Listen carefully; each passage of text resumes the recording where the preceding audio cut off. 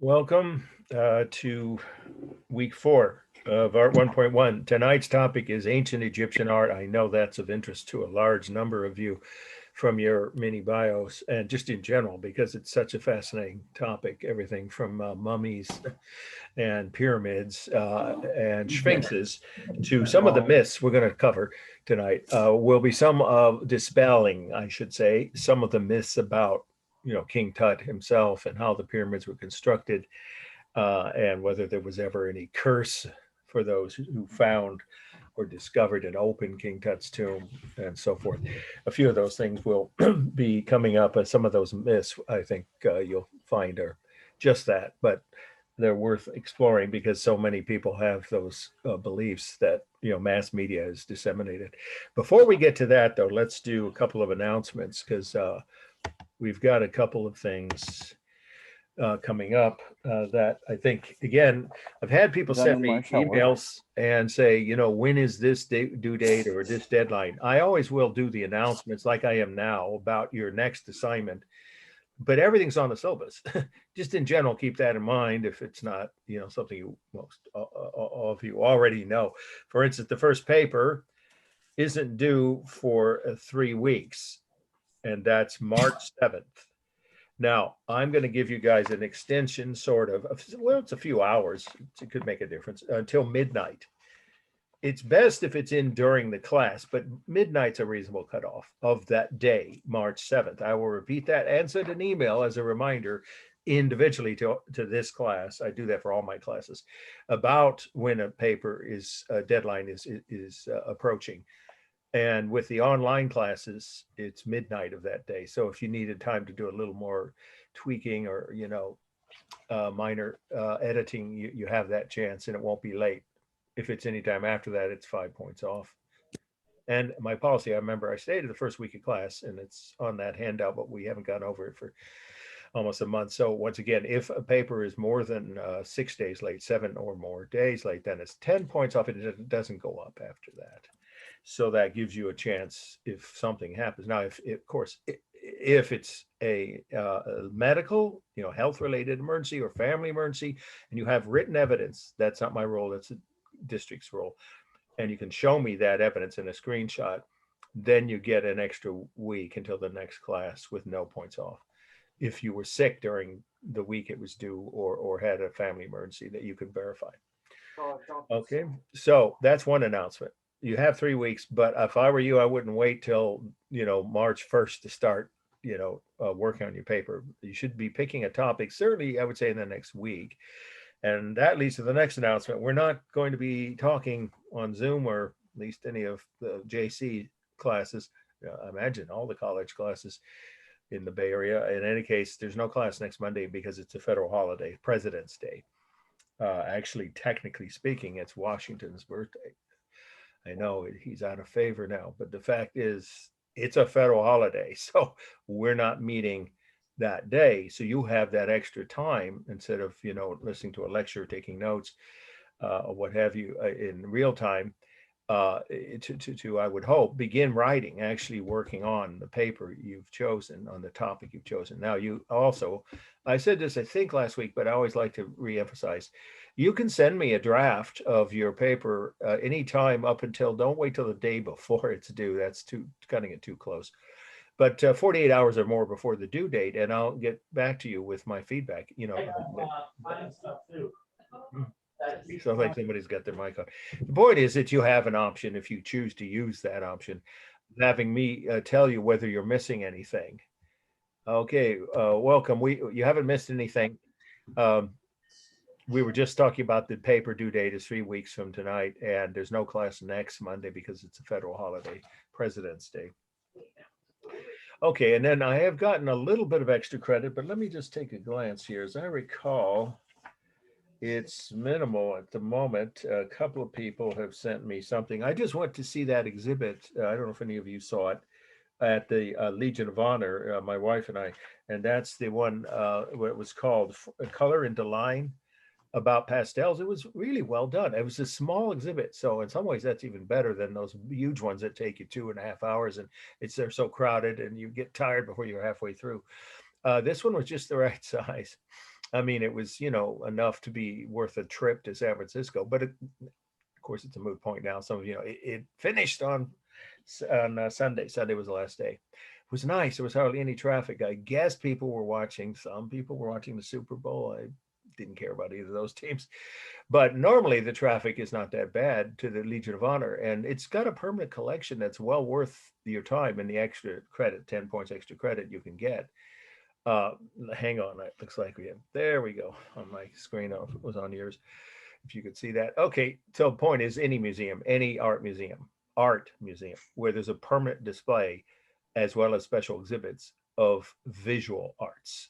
So that would mean the De Young, the Legion of Honor, the Museum of Modern Art, and a number of the Asian Art Museum. These are all great museums. I haven't been to the Jewish Art Museum yet. I planned to go, but it hasn't worked out with my schedule yet. But you can look these up online. And of course, the Sonoma County has their own museums. The Sonoma County Art Museum in downtown Santa Rosa is one. And there's a number of other smaller art museums. That's not a gallery. A gallery is there to sell artwork. There's nothing wrong with that. That's actually to be encouraged. Artists should have an outlet to sell their work, but those aren't museums. So it should be obvious. There's a ticket, there's an admission. I mean, maybe some days are free, one day a month, but then you still have to get admitted and you have a record of that museum, the date you attended, the name of it. So then you attach in an email PDF your name and the class, and you get 10 points.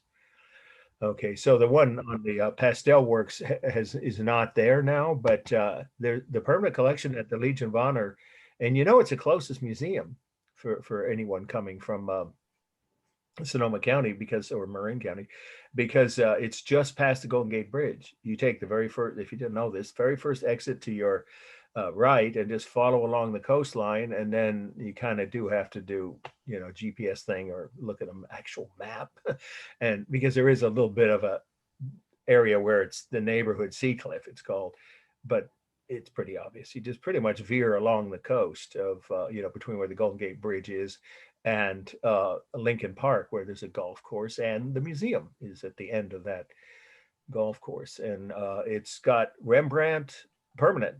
They own Rembrandt, at least I think maybe it's two Rembrandts, a Rubens, two Van Dycks. These are well-known artists from the late Renaissance or Baroque era, and so those are worth the trip. And there's also some Rodin sculpture, the French sculptor that's considered first modern sculptor, and then there's always special exhibits there.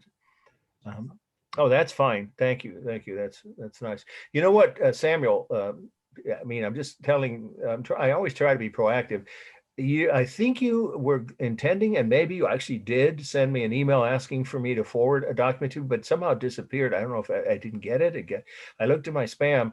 So if you're still missing any, or anybody, it's not just for Samuel, but anyone else, any one of the handouts, you definitely want to let me know on my AOL email, because it's way simpler and quicker and more direct for me to forward those documents to you, because otherwise it's a much more cumbersome process on Outlook. I don't know. Anyway, don't know why, but with Outlook, there's no simple little icon to attach. You have to go through 3 or 4 steps on my portal, my faculty portal, through Outlook to forward any documents. But an individual student asking for any, forwarding of any document should ask for it if they want it more quickly on my AOL, Mark W at AOL. It'll get to you much quicker. So again, I don't know if that applies to you, Samuel, or anybody else, but I thought a couple people last week, or 1 or 2, said they wanted or needed, they were missing one of the documents. So, now there's 6, right? Including the 5 requirements for your short papers.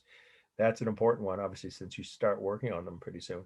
And a sample of an A paper. Those are 2 separate PDFs, right? And then, of course, there was the 9 elements of composition we went over, I guess, last week.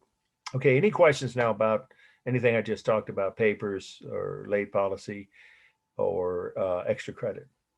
Anybody? Before we start tonight's topic with our first must know. Anybody?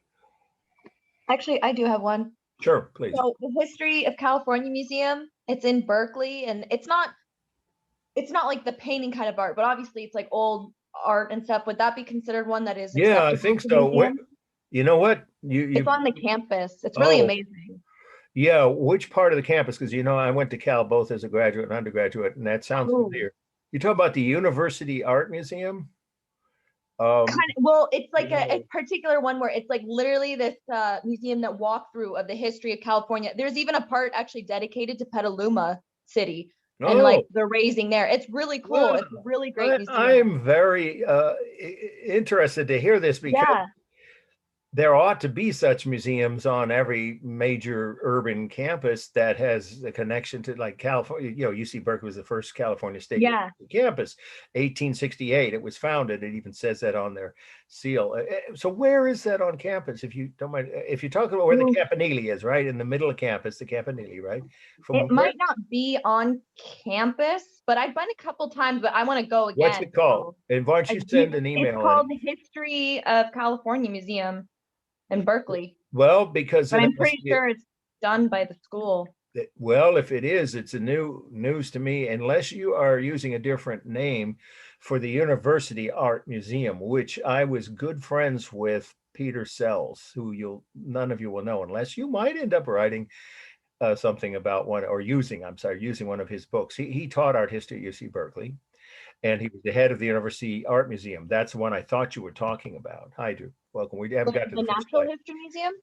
It's called the University Art Museum, but it's just off Um, campus. It's on Oxford, across the street from the west portal, facing towards the bay. That part oh, of the campus, is that the one you're talking about? That's a no, modern building. I'm looking up and it's saying University of California Museum of Paleontology. It's located on the University of Oh, California, Berkeley. oh, And it, what it goes used to through be like, called Krober Hall, and there were people now who objected for reasons that we don't need to get into, but you probably can look oh, it up. Krober's name was taken off of it. When I was a student, we just called it Krober Hall. But I think you're talking oh, about on the campus proper, right? Okay, yeah, that's the Anthropology Museum, but they yeah, give it a yeah, new name. They've called it the History of California Museum, huh? yeah. Okay. I'm pretty sure. I mean, I've gone a couple, I haven't gone for like since COVID, but I want to go again. Okay, But good, it's good. amazing because, like I said, they have the Petaluma exhibit and they have other parts of California that a lot of us are familiar with, Wow. obviously. So Well, it's really cool. anything relating to the topics we cover, and that would, if it's anthropology, paleontology, archaeology, and any combination of the above, obviously our class being dealing with it is as prehistoric and ancient all the way up to medieval would qualify. Great. All right, good tip. Anybody else question about before we start tonight's slides? Okay, let's get to our first must know, because I'm excited to share with you at the end of this evening. It's optional, of course, my own slides of my trip to Egypt, which, even though it was many, many years ago, nonetheless, um, it was one of the best experiences I've ever had. And not much has changed in Egypt since I was there in terms of the architectural sites and the historic sites and the museums, and the Great Pyramids, of course, look the same. Okay, let's see. Let's get this down where it should be. I wonder why that's up there. Hmm. Well, I guess that's. Can people see this? Yes. Good. Okay. Yes. Well, the very top in one corner, for some reason, I've never seen it do that before. I just showed this slide just a little while ago in my afternoon class. Anyway, so we're not going to talk about what's above this line. Okay. But here's our phrase. This is a really important slide. And remember, I always give you guys a heads up about which slides are so important that they definitely will not be cut from the study list for the midterm. And this is one of those. Palette of Narmer. Palette is Palette, and Narmer is Narmer. The location, Egypt. All the slides are Egypt tonight, but I'll always repeat that. And the date is the little c you can ignore. We don't have the exact year, but it's about circa, little c means about, circa 3150 BC or BCE. Okay, so why is this so important? Because it depicts a very important scene from the early history of Egypt. In fact, I should say event, it depicts an event, a very important event from early Egyptian history, which is the founding of the Old Kingdom. If you didn't already know, you should from reading Stockstead, right? That ancient Egyptian history is divided into three main periods with a lot of conflict in between each one, chaos and, but each period was several hundred years long. And this was the founding of the oldest period, the first period of ancient Egyptian history, which is called the Old Kingdom, just like it sounds. Capital O, capital K. The Old Kingdom is the first time Egypt was unified under one pharaoh. Northern and southern, or some say upper and lower Egypt, for the first time became unified under, well, guess what his name was? Narmer. Oops, I didn't want to do that. I want to give away which one of these figures. Okay, buddy, just, take a guess here. I think it should be obvious. Is the pharaoh Narmer, for whom this tablet was named, and who was the main figure in it? Anybody tell which one of these figures is the pharaoh? Should be obvious. Of the, what, 4 different figures, one's a bird, and then there's 3 humans. Well, somebody here must have an idea. It would be the one that's crouching from the guy in the center. It would be the one down, because it looks like he's wearing the headdress, right? Well, that's a reasonable guess, because it's actually, there are 2 pharaohs, so I should rephrase the question. The victorious pharaoh, Narmer, who has just won a victory over his rival, would be the one that's standing. Yeah, because he's the largest figure. That's the key factor you want to have in your notes. In ancient Egyptian art, whenever a pharaoh is depicted with other humans, he is always shown as the largest figure. So this is Narmer, and he's wearing his headdress. I know it looks like, my daughter said when she was 4 and saw this slide the first time, looks like a giant bowling pin on his head. Well, it kind of does. It's a leather headdress. It's called the campaign headdress. You don't have to know that specifically, but it is the kind of headdress a pharaoh wore when they went into combat or into the field. They call it the field headdress. So this guy's got actually his hair done in a way that's other pharaohs often did, but he's clearly not the victor here. He's the loser. That's why he's kneeling, and he's being smited. That's the old word for it. Struck on the head by the victorious pharaoh Narmer. So there's Narmer, the tallest, largest figure, and then there's the defeated pharaoh. I don't know his name. You don't need to know that for this. But who are these other 2 figures? Well, this is a falcon, and that's one of the creatures that, according to Egyptian religious tradition or beliefs, the pharaohs could turn themselves into some certain kinds of animals. They were minor gods on earth. And if you didn't know that, you should be writing this, who, according to their religion, could change into certain types of animals. The 3 most common were a cobra, a falcon, or a vulture.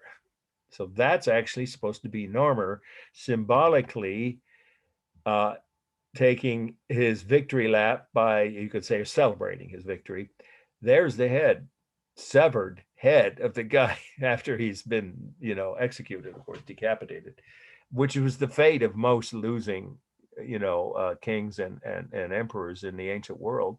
They usually were executed. So he had been executed, his head severed, and this is the disguise used, or the reincarnation isn't the right word, because that's after you die. That this is the other form of Narmer turned himself into a falcon, a bird of prey, of course, and it looks almost like he's tweaking, the nose of the decapitated head of his enemy, the loser. But this guy, there's controversy over. I've had people get up in arms. I've even had people argue with me in class, but hopefully that won't happen on a Zoom lecture. Whether this guy here is the sandal bearer, which makes some sense, of course, because there were such servants who would follow a pharaoh around, and he is barefoot here. But that doesn't necessarily prove anything one way or another about this guy. To me, I've seen this. It's in the Cairo Museum, and I talked to a well-trained curator who spoke English about this, because I was already teaching at the high school level in Oakland, some of my world history classes about ancient Egypt. He said many historians believe it's a scribe, because that's a pot of ink with a writing instrument projecting out of it, and these therefore could be, even they could be both. He could be both, but that's unlikely. A scribe, in other words, is the word. If this man is a scribe,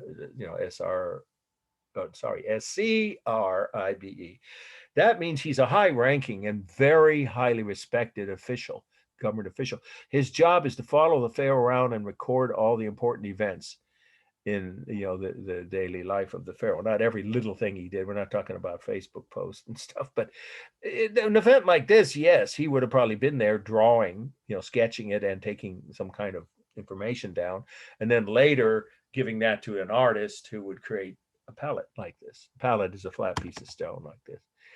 So the other possibility is that he's a sandal bearer, but then why is he carrying a pot of ink with a writing instrument? So maybe he's both, maybe, but that's unlikely, at least according to everything I've read about ancient Egypt. So no one knows for sure. He could be one or the other or both. So if he is a scribe and not a sandal bearer, then these could be rolled up papyrus scrolls, which after all he would need to carry with him when he's recording these events. Okay, so that's plenty on the meaning of the front part, but this has two panels. So if it's on the exam, this is the side you'll see for the formal analysis, but we are going to talk about, that's kind of nicely lit. This is the back panel there. That's better. So what are these symbols or these images symbolizing? Well, here he is again. This should be obvious by now. This is the pharaoh, but look, he's wearing his other headdress, ceremonial headdress, the fancy one he would wear when he's in his palace. Well, here he's having a victory parade, probably back at his own palace. And here's that guy, this scribe / sandal bearer ? Following him around again, probably, recording the event. And then here's one of his, probably his top general, most likely. And then this is just symbolic of his legions. Well, of course, the Romans are the ones that use that word, but units, army units, his military, however you want to say. And they would have won the victory. So of course they're having a victory parade. And then here, this should be obvious what's going on here. The severed heads of the defeated army of the enemy, they're being stacked up like cords of wood is what I think one textbook called it. But that is one of the fates of a defeated army. It depended on the victorious, king or emperor or pharaoh. They could either, you had two fates. If you were a member of a losing army and, your king was already executed, you had two possible fates. If you were lucky, you were sold into slavery. If you weren't, you were beheaded or executed. And that's what happened to these guys. And then these are not giraffes. People say they're giraffes. They're not. They are giraffe-like, you could say it that way, but mythical long-necked creatures symbolizing Egypt. Upper and Lower Egypt together are being controlled now by the pharaoh, Narmer's handlers. What else would that mean but like his regional ruler, his governors? Of course, he would immediately appoint people to take over the governing of those new provinces. So that's what this symbolizes. Now we have unified Upper and Lower Egypt, and Narmer is controlling them.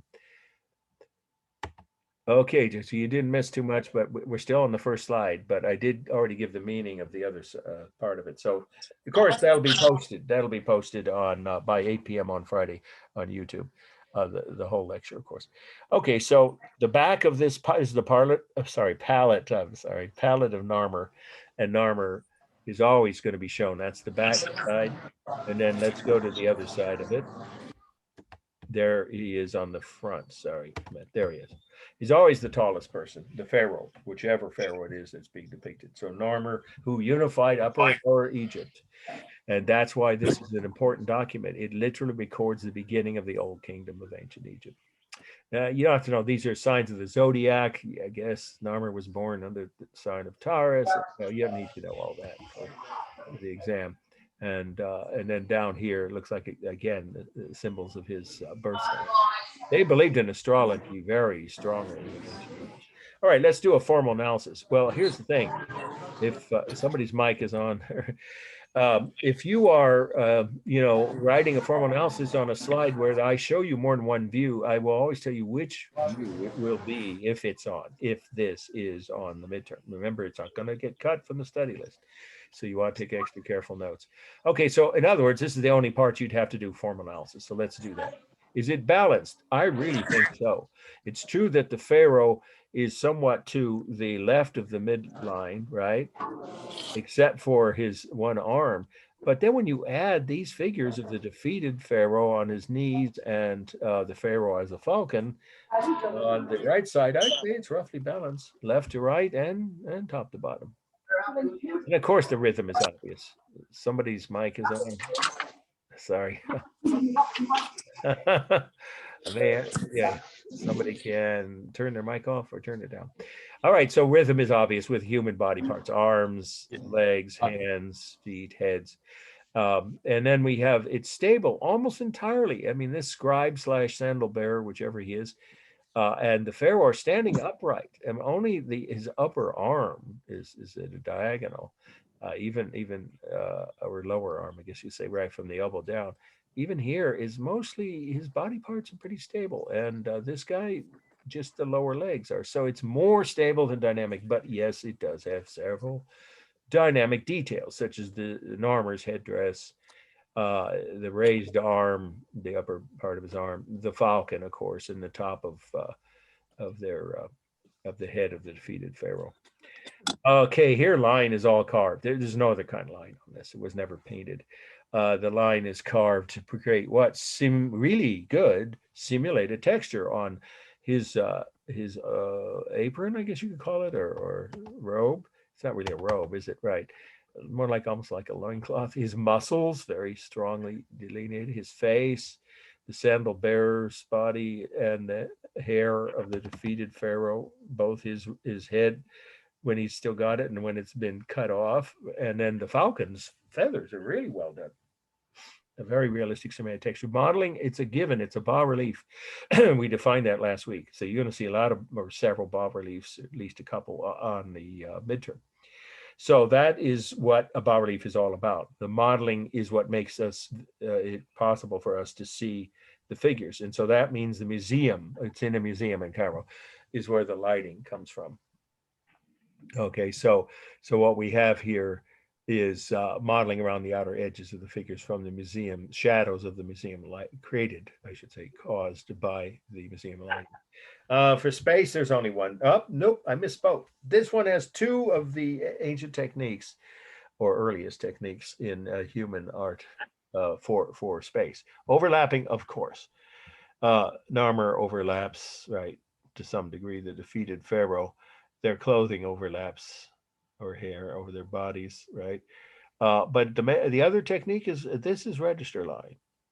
Narmer is standing closer to us, and then here we have the scribe slash sandal bearer, and the same is true on the back, though you won't have to describe that. But these figures that are symbolic of these generals, they're in the provinces that he just conquered and then left to go back to his palace up in northern Egypt. So that scene is further away. So these are register lines, and the closest figures are always on a register line, the ones on the bottom line. So there's register line and overlapping used on the space for this in this panel. Yeah, I think we covered the color. The color is a cool gray color. Okay, I think that's it on this one. Now, the next slide is, again, you could guess, knowing what it is, I'm sure at a glance, the great, we don't even have to say the, just great pyramids, 2 words, plural, of course, Egypt, 2600 BC or BCE. Not cutting this slide from the study list, it's too important. Okay, so what we see here, this is my own slide, if it's not obvious, from a 35mm camera, and somehow when the slide librarian transferred it, I guess there was dust on her machine, on her lens. But it's, hey, it's a desert. You're going to get some kind of, interference from, nature. When you're in a desert, there's always some wind-driven dirt of some kind, usually sand. So let's just focus on what these are. And the meaning is very, very specific. At first glance, I think everybody knows that. But whoops, if you don't know this, you should be writing this. These were tombs for 3 successive pharaohs. I mean, that's the minimum starting point. There's a lot of meaning to these, so I'll just give you some of the highlights. But the first and most important fact is that these are tombs for 3 successive pharaohs. I mean, it says it right there, what they are. Of course, their bodies were stolen along with their all their worldly goods. A long time, thousands of years ago, their bodies were stolen from their burial chambers, which were deep inside each of these pyramids. Okay, we're going to concentrate on the largest, called the Great Pyramid, in a minute. But first, we'll talk about all three of these together. Another fact about them is that they were originally covered in limestone. Let's go to another view where you can see that a little better. Limestone, which is only a little section of it left in the middle pyramid, the top part of that. Now, that limestone was then painted, covered in plaster and painted bright white, blinding white. These could be seen from 75 miles away, according to ancient history records. Travelers across the desert could see the Great Pyramids from 75 miles away, if you can imagine that. It's flat there. There are no mountains in that part of Egypt. So what you would have is this covering over all three of the pyramids, and then it's then covered over with plaster, and then the plaster's painted white. Originally, of course, and a long time ago, all that wore off except a little bit of this plaster of the limestone. I'm sorry. Okay, so let's go back though to this view because the color is more accurate here on these. And then we have the fact that these were only ever used for pharaohs in the Old Kingdom. I think some people got confused by, now maybe not. There was an old song that no one would play on a radio now because it's not politically correct. Steve Martin sang about King Tut. It was a big hit, actually, in his TV show and in one movie too, I think, which has a silly, ridiculous, and a lot of obviously deliberately false statements. One of which is, well, they actually got one thing right. That Tut was not buried in a pyramid, and I know many students still feel, or even people in general, just think, oh well, all the great pharaohs were buried in pyramids. No. They stopped using pyramids after the Old Kingdom. For pharaohs, pyramids were still used for wealthy people or lower ministers and cabinet officials. You know what I mean? But not pharaohs. For the obvious reason, they just weren't secure. They couldn't secure them. They kept getting robbed. It just said all three of these tombs were robbed within a few years, even, a few decades at most, after the pharaohs were interred or entombed. That's probably a better word, entombed inside the great burial chamber, which each pharaoh had all their worldly possessions and their mummified body, inside their coffin in the heart of each of these pyramids. And those chambers have been empty for thousands of years. So the Old Kingdom was the only period in which, again, pharaohs were buried in pyramids. They stopped using that after the Old Kingdom. You'll see the alternative when we get to my own slides of King Tut's tomb. Condomate Estona is what Steve Martin called it, but he actually isn't that far off. A very different method of burial after the Old Kingdom. But these three were father, son, and grandson. And we know the name of all three, but I'm not going to ask you to remember all three, but you should know the name of the largest. This is another slide that I took when you'll see some more of my slides and get up much closer, actually, to this pyramid, the biggest one. So let's talk about the Great Pyramid, which has had some, all three pyramids have had a few propagated, some say Hollywood, but it's not just Hollywood, about them for decades. Anybody know who built the Great Pyramids? I don't mean a name. I'm talking about what type of workers built the Great Pyramids, or what have you heard, at least? Anybody? Oh, I think you said employees. Say that again. Like employees, like regular people who got paid. Oh, yeah. Hey, superb. Excellent answer. It's understandable that most people don't understand. They think that slaves built these. No way. Slaves had nothing to do with the construction of the Great Pyramids. It would have been considered an insult to the pharaoh to have a lowly slave handle the building of their tomb. No way. So yeah, I think you said employees. They were paid laborers. That's the easiest way to write it.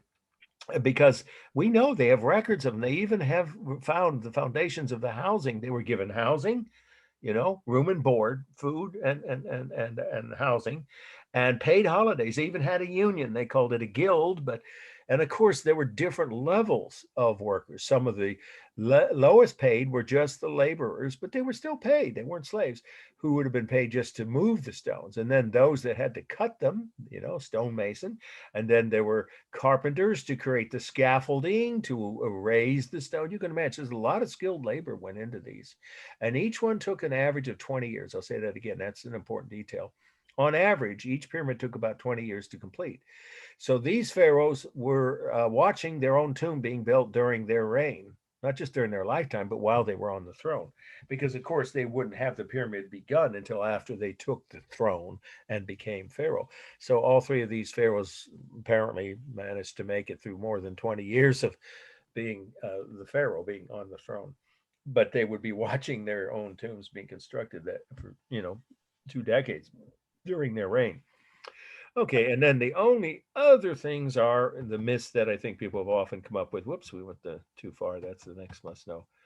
Let's talk about the quote Great Pyramid, and I'm going to just say that this one here is the largest pyramid, the one on the far right as you stand in front of them. And it's called the Pyramid of, this is important now, these are the facts that you would want to add to, yeah, I think that we'll do this one then, because this one is a little bit more detail, even though it looks pixelated, doesn't it, in this view. The Great Pyramid, the largest of the three pyramids, is the Pyramid of Cheops. No, it isn't anymore. Nobody calls it that. That's what the Greeks called it. So we don't even use that. If you may see it that way online, but I'm not even going to spell that word. I will, though. The correct current name of it is the Arabic spelling, the Pyramid of Khufu, Khufu, Khufu. And Khufu was a very, very popular, apparently, anyway, very powerful and popular ruler.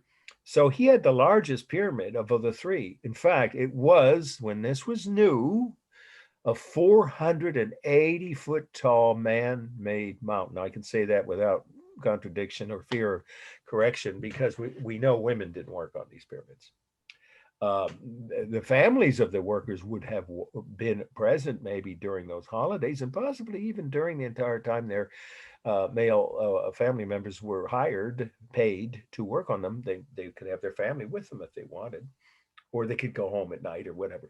So the point is that these were all built by male laborers, paid laborers. So I'll say it again, that this was a 480-foot tall man-made mountain made out of these are the facts you should be writing now, 2.3, or you can say 2 1/3, but I'm rounding it off, 2.3 or 2 1/3 million blocks of stone. It's a massive structure, which each block weighed 2 to 4 tons. The larger, heavier ones were on the bottom, as you can imagine, and the slightly less heavy ones were further up. So if you want to calculate that, you can't do it on a calculator. How many pounds? A ton is 2,000 pounds. I think most of you know that, right? I don't know, from whatever math classes you may have taken. So multiplying 2,000, well, if they're 2 to 4 tons, then we're looking at an average or medium, right? Well, you have to do the math now. It's not necessary to know. You could just guess from those figures that this was a massive structure. And in fact, the Great Pyramid of Khufu, was the tallest man-made structure on Earth for thousands of years. Does anybody know what structure replaced it?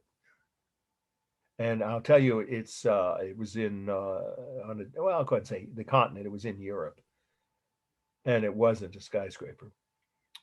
Anybody? Eiffel Tower? Yes, very good.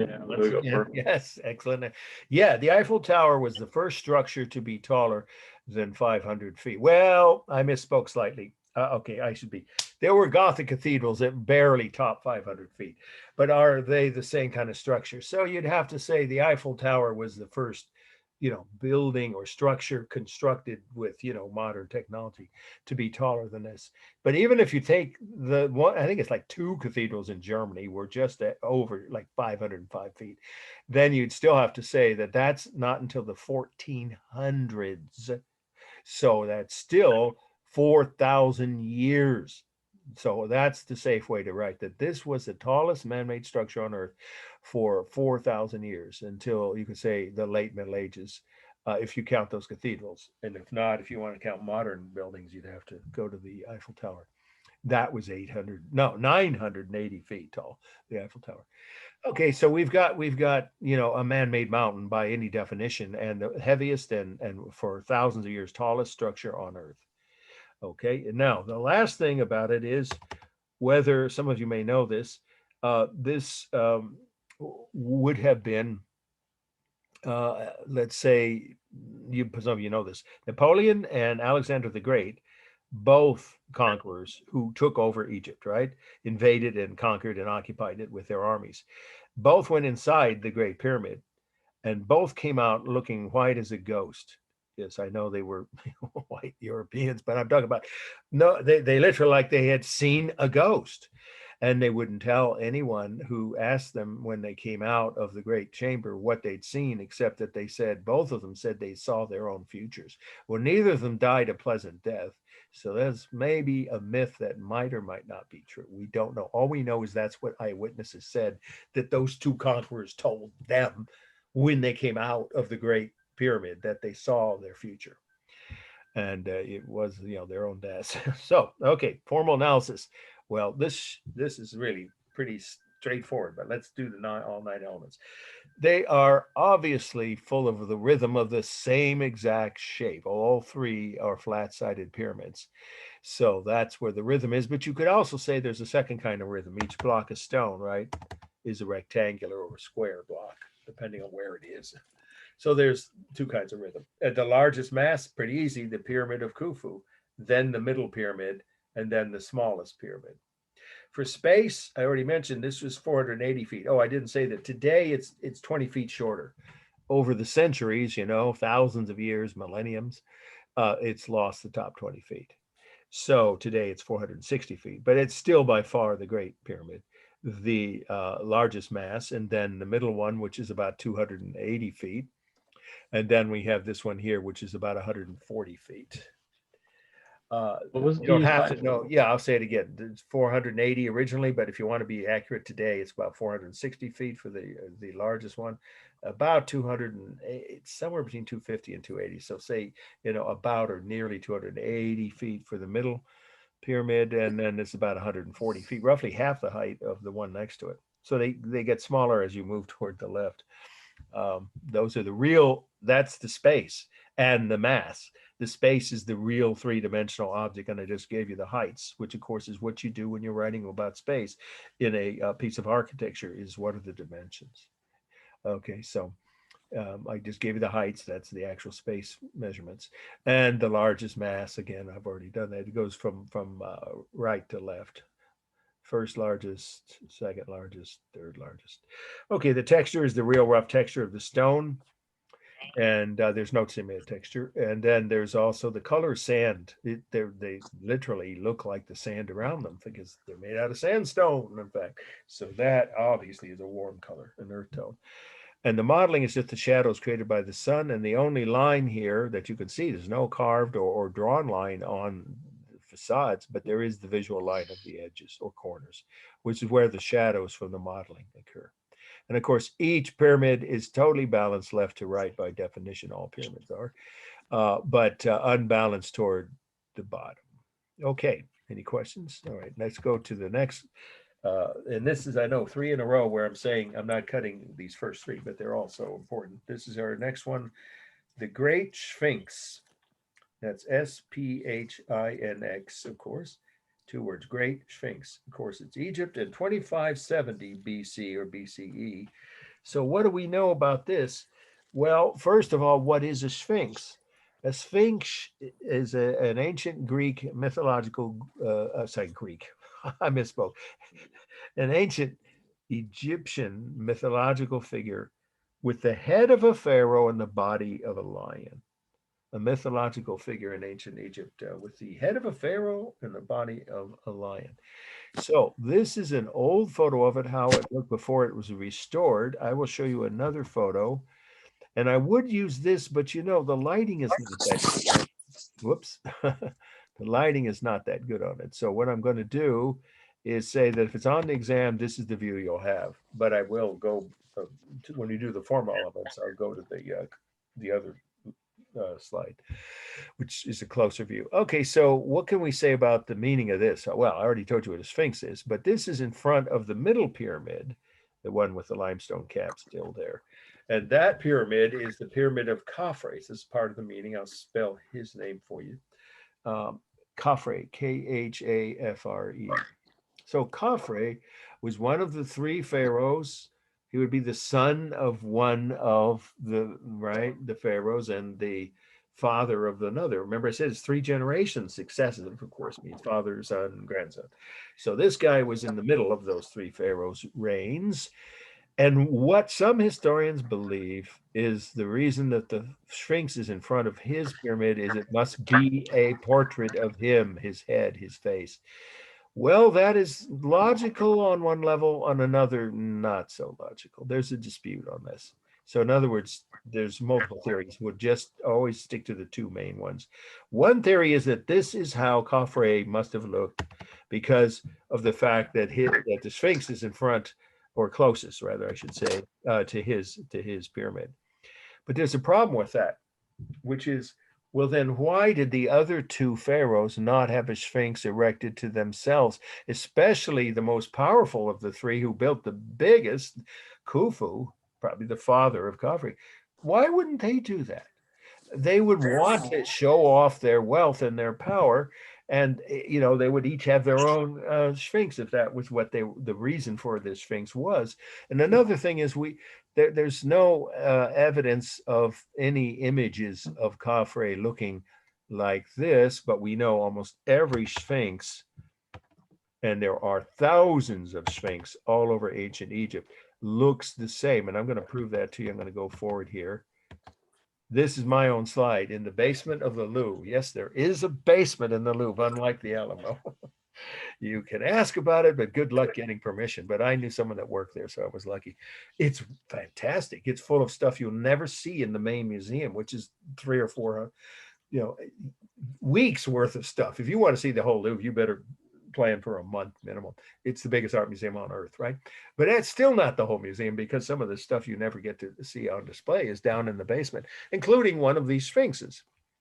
This is a 15-foot tall, 30-foot long sphinx displayed in the basement only of the Louvre, stolen probably by Napoleon soldiers when he conquered Egypt a couple hundred years ago and taken to France. That's why it's on display. I mean, it's not on display, it's kept there. Okay, you see, it's basically the same image. So here's what the second leading theory is. Let's go back to the first view. This is the view that would be on the midterm if this slide is on that test. The other theory is that it's a general image that is meant to symbolize the power and majesty of all pharaohs, or at least these 3 pharaohs, that they might have then, of course, all agreed, well, let's just put a sphinx to symbolize how great all of us are. They're all in the same family, right? And they all knew each other. The grandfather was alive when the grandson was not yet pharaoh, obviously. So they it makes more sense. Logically speaking, that makes the most sense, that this isn't a portrait of any one pharaoh. But plenty of historians are adamant that yes, it is. It's a specific portrait of the pharaoh Khafre. No one can say for sure because we don't have any written evidence to prove one way or another. But more historians now beginning to say they think it's a generic or general image to symbolize that power and majesty of all pharaohs.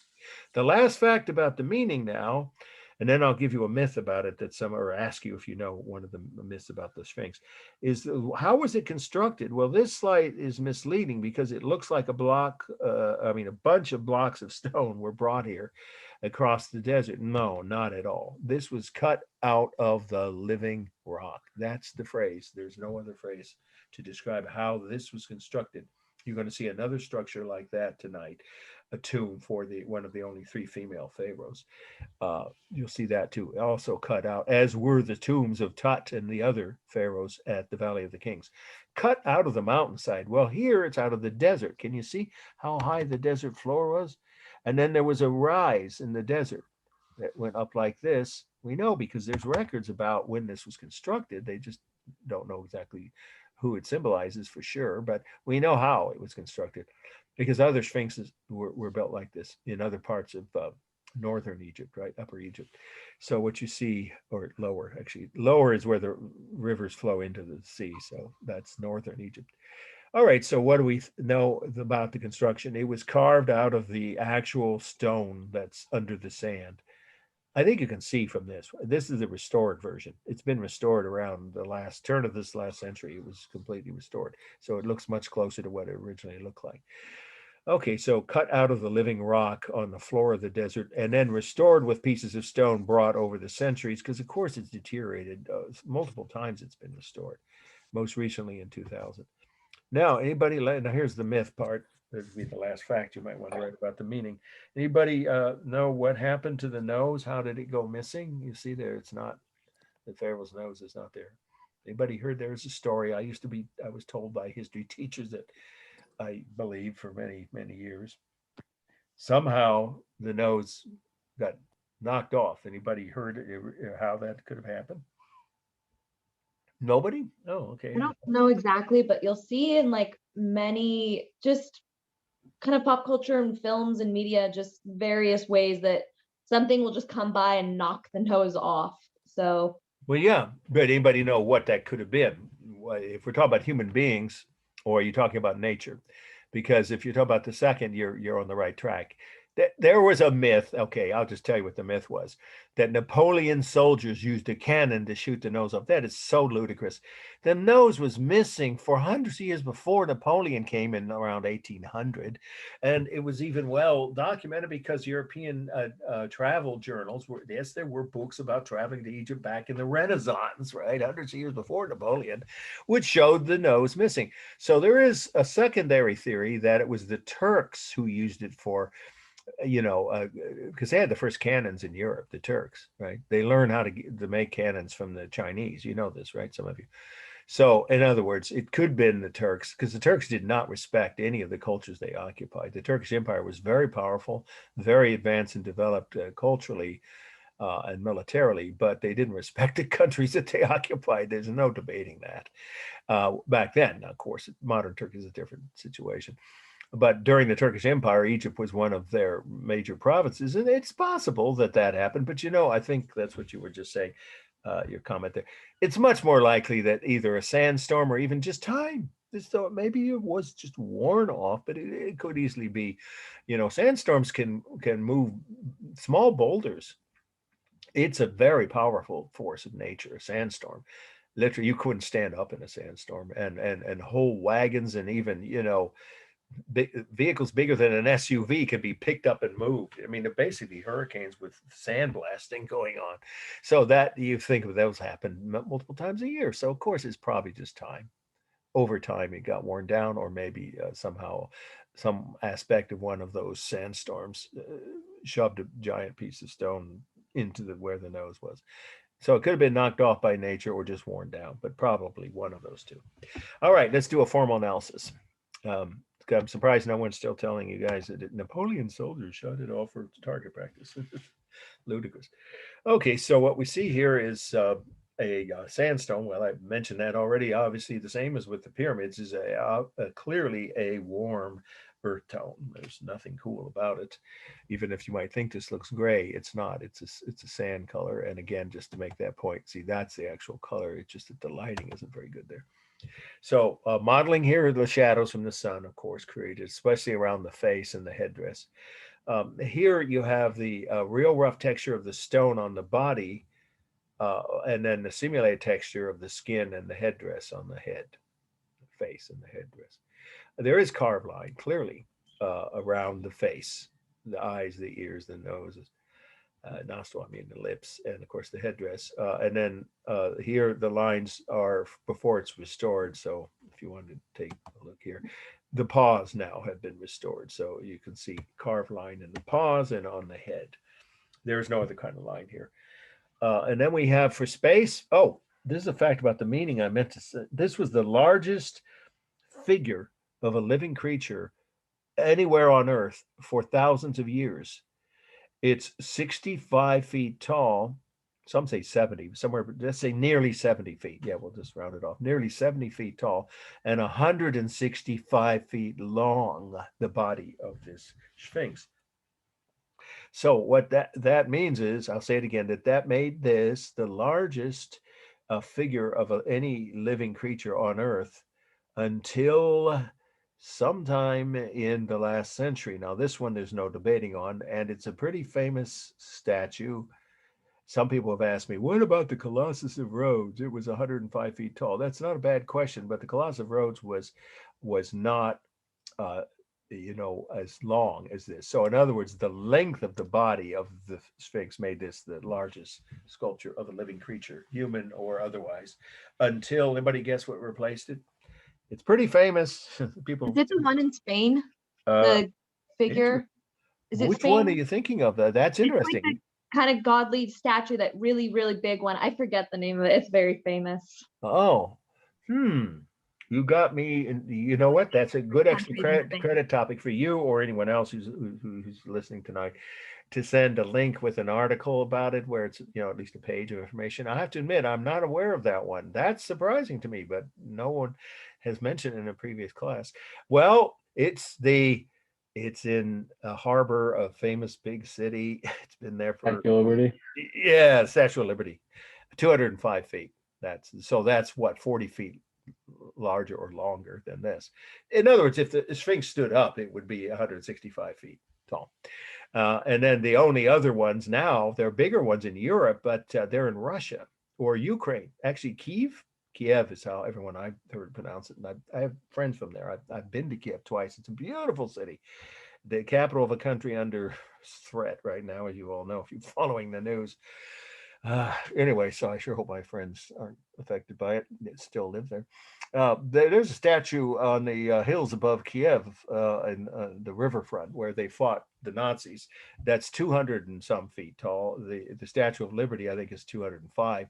It's probably 250, but there's an even bigger one on the Volga River where Stalingrad, the biggest battle in the history of the world, 1 million people died in one city when the Nazis were stopped finally by the Russians. That statue is 305 feet tall. It's called Mother Russia. But the one in Spain, do you know how tall it is? Just quick aside, and then we'll wrap this up with a formal. Sorry, whoever spoke up about that, did they know? It's actually, I think, in Brazil. Sorry, and it's Oh, you talk about Cristo. 625 long. Yeah, say again. Go ahead. How big? The Christ statue. It's saying 635 metric tons, 625 long, and 2,300 feet. Sorry. But how? No. The height of it is 2,000. No, Or- that would be a half. wait. No, that can't be right. 230, maybe. Maybe it's big. I know what you mean. It's the Christ of the Andes.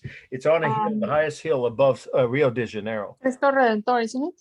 Yeah, Brazil. Yeah, that makes sense, but I don't think that it might be bigger. So I'll tell you what, there's a great, easy to find topic for anyone for extra credit for 5 points, an article about, comparing the height of, say, the 5 or 10 largest sculptures on Earth, or at least that one, or any other large one since then, in the last, say, 150 years. Because they've begun making bigger sculptures, starting with the Statue of Liberty in the 1880s. That's when that was made. All right, let's wrap this up. Balance, yes, totally symmetrical, of course, but that's left to right, obviously, side to side. And then there's, of course, the unbalance or weight of the structure toward the bottom. It's a single mass. It's not hollow. Some people think there's a treasury, hidden chamber inside. No, it's solid. So it's a single mass. And then there's the rhythm, of course, of the eyes and the ears, the headdress and the paws, although you can't see them that well from here. I already mentioned the modeling. Let's see, am I missing anything? Textures, yeah, I already covered that, I think. Oh, stable, almost entirely stable. The only thing dynamic really is the headdress here, and maybe the paws, but they're not visible from here on this slide. Okay, let's go to the next must know.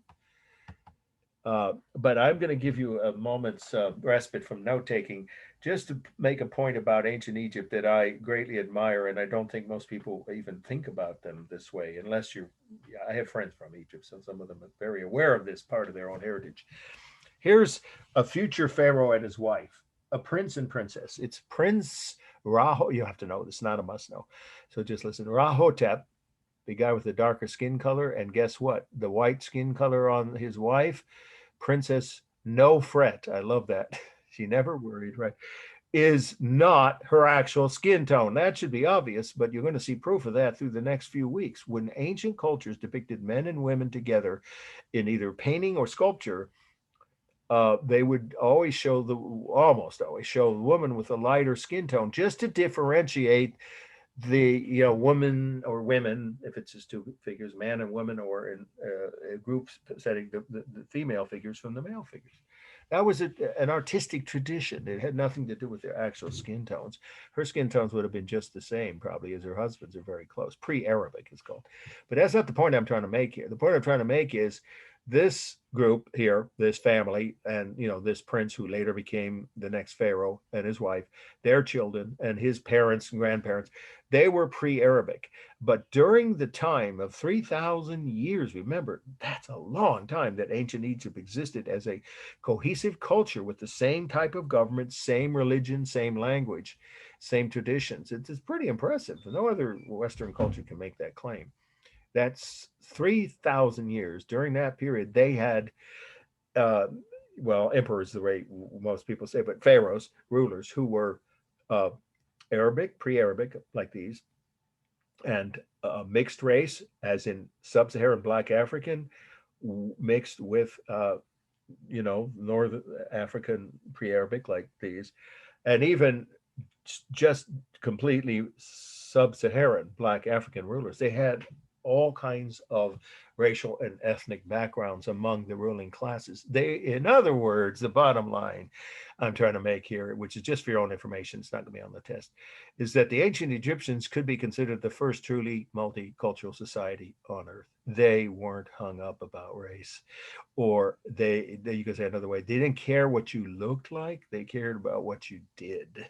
And they weren't, there was no prejudice in that society, none that I've ever been able to detect. And the proof is when you go through a museum, a big one, not the small ones that we have in the Bay Area, but if you go back east to the Met or the museum in Chicago, the Oriental Institute, full of centuries worth of mummies and sculpture, and you'll see what I mean. Or go to the Louvre, or go to Cairo, even where the biggest Egyptian museum is. You'll see that they alternated in different generations and centuries between different ethnic groups on the throne, and it wasn't a big issue for them. Okay, here we go. This is a good time. Good timing. We're just starting with this must know here now, and we'll do two more, and then we'll take our break. And we'll end a little early tonight, but we're not going to skip over the two Tutankhamun slides. There's a lot to say about them. Those will be after the break. But this is the next must know: the bust of Nefertiti. Nefertiti. Nefertiti. Nefertiti. I'm pretty sure most of you have heard of or even seen this image, the bust of Nefertiti, Egypt, 1348 BC.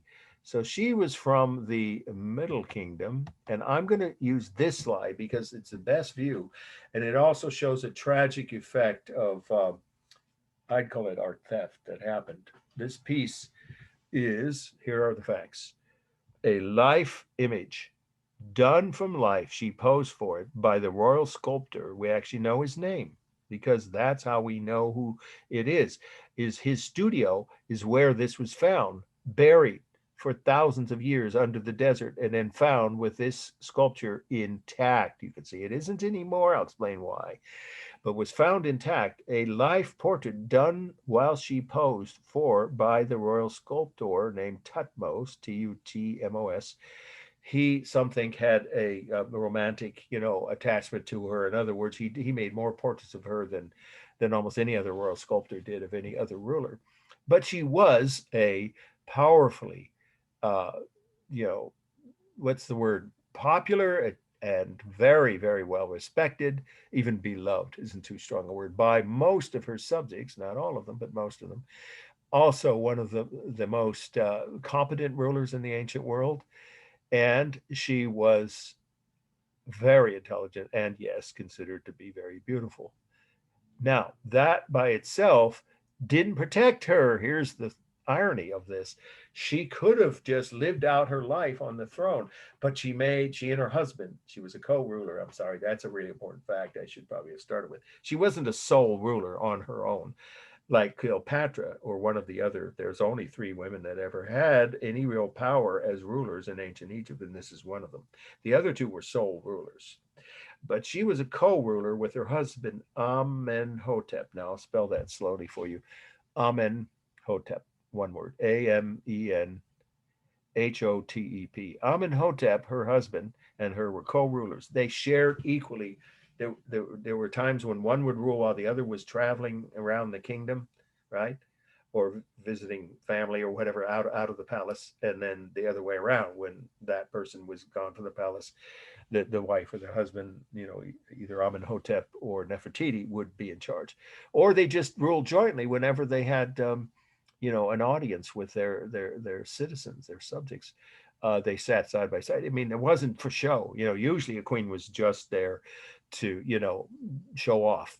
The king had all the power, right? In medieval Europe and Renaissance Europe, that was the case. Now she was a powerful woman and a co-ruler, but not a sole ruler. But what was the mistake they made that cost them their thrones? They tried to change the religion of ancient Egypt from right? It's called plural theism, or uh, multiple theist belief. That means belief in many gods, to monotheism. That's one word, just like it sounds. Monotheism is a belief in a single God.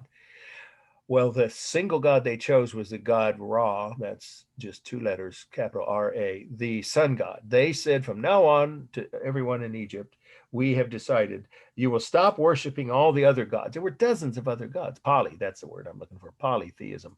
So stop that and just only go to the temple, because there were temples to all the different gods.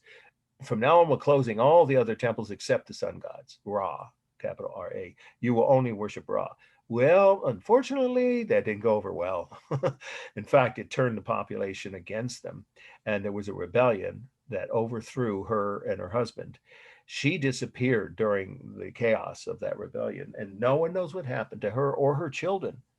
It's a mystery of history. So I'll say this again slowly. Part of the meaning of this is what her fate was. No one knows. Did she die? But there's no evidence. And there's never been a mummy found of her. No written records of her fate. She could have disappeared, escaped before the mob got to the palace and gone to a neighboring kingdom, maybe. Although you'd think, she'd be recognized, pretty distinctive. Her face was known all over Egypt because so many portraits of her, she was so popular, were made during her reign. So that's one possibility. She escaped with her children. Another is that she blended into the crowd, disguised. Well, kind of hard to disguise when you have this distinctive of features on your countenance, your face. But it's possible she could have disguised herself. Some say even disguised herself as a man so she could really hide her identity. And then there's others, people who say she was just hacked to death and no one recorded it and she died, along with her children. But there's no evidence to prove any of those theories. So it's a mystery of history. We don't know what happened to her. We just know that was a big mistake. If they had just let it well enough alone, the people could have worshipped their old gods. They would have survived into old age. But ironically, Amenhotep survived and became a puppet ruler to the actual rebel leaders who took over the government. They set him up as a puppet ruler. So he managed to continue technically being a pharaoh and having his throne and his life, but he didn't have the power he once had. So she's a powerful image and was one of the most powerful women in the entire ancient world. What happened to her sculpture, though?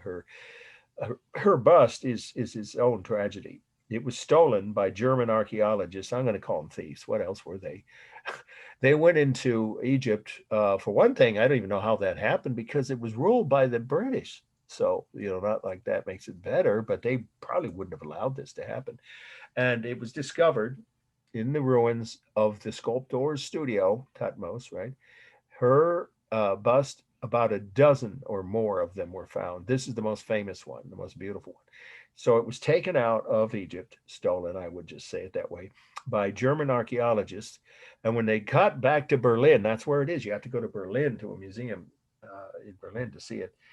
They dropped the case that they had put it inside of, and it opened up, and they saw damage. They had just damaged, irreplaceable piece of history here. The two ears and the eye were damaged by their carelessness. That's to me an ultimate tragedy. That is bad enough they took it out of Egypt where it ought to go back. You know, the Egyptian government keeps asking the Germans to give it back, but they have it obviously. But then on top of it, they damage it with their carelessness. Okay, plenty on the history of this. It's balanced. Yes, it is left to right, but I think it would be balanced with the shoulders. But see, if you draw a line down from the shoulders, what's there? It's shown of her shoulders, or at least the necklace, let's say, on the shoulder. It's about the same width, but this is kind of, top heavy. So you decide, is it unbalanced toward the top? It depends on where you draw the line. If it's at the eyebrows, I'd say it's roughly balanced. But you decide that. Left to right, of course, it's symmetrical. And the rhythm is obvious with the eyes, nostrils, lips, what's left of the ears, the necklace, the headdress, powerful rhythms. The line is, as you probably tell, both painted and carved on the face and the necklace, and then painted on top of that. And the headdress, it's totally painted line. Then we have the headdress. That's actually almost black. It's so close to black, I've seen it, that you just could call it neutral. I mean, it has blue in it, but let's take a look from the side, and I think you'll see what I mean. It's basically a neutral color on most of the headdress, but then of course there's the decorative bands, which are alternating warm and cool, green and red. And then her face is obviously, this is her real skin tone. See, she didn't use that pancake white makeup that we saw on that one princess that many upper class Egyptian women did, not just royal women or noble women, to protect their skin from the sun. She didn't feel the need for it. At least every portrait I've seen of her, and there are many others that survived, and frescoes of her, don't show her with that white makeup on. So this is her actual warm skin tones, and of course, then there is the simulated texture. It's superb, isn't it? Even though one eyeball is missing, you can see originally it's here. When you stand there in front of this, it really is a powerful feeling to look into the well, okay, one eye, but you can imagine the two eyes staring back at you. This is a very confident, strong woman, obviously. And then we have the texture again on the lips, on the skin of her face. I would say definitely realistic semi texture also on the necklace and the headdress. Okay, and then we have, is that, I thought maybe it was starting to, the connection sometimes starts to, but you guys can still hear me, right? Okay, and what else? Let's see, stable almost entirely from the front, but when you look at it from the side, you could make the case that the headdress tilts so far backward that that makes at least the headdress, you know, dynamic. And her necklace is clearly dynamic, and the headbands are the two well, the headband and the decorative band. So it's a mixture, but it's, to me, it's more stable with her head and neck upright like this. She's looking straight at us. The largest mass, it's a close call between, you could just say her head and neck or the headdress. And then the necklace would be the third largest. So you decide which of the other two are the largest mass. And the modeling is just the shadows from the sun. Sorry, I meant from the museum. Obviously, it's in the museum, in the lighting of the museum. Okay, let's see.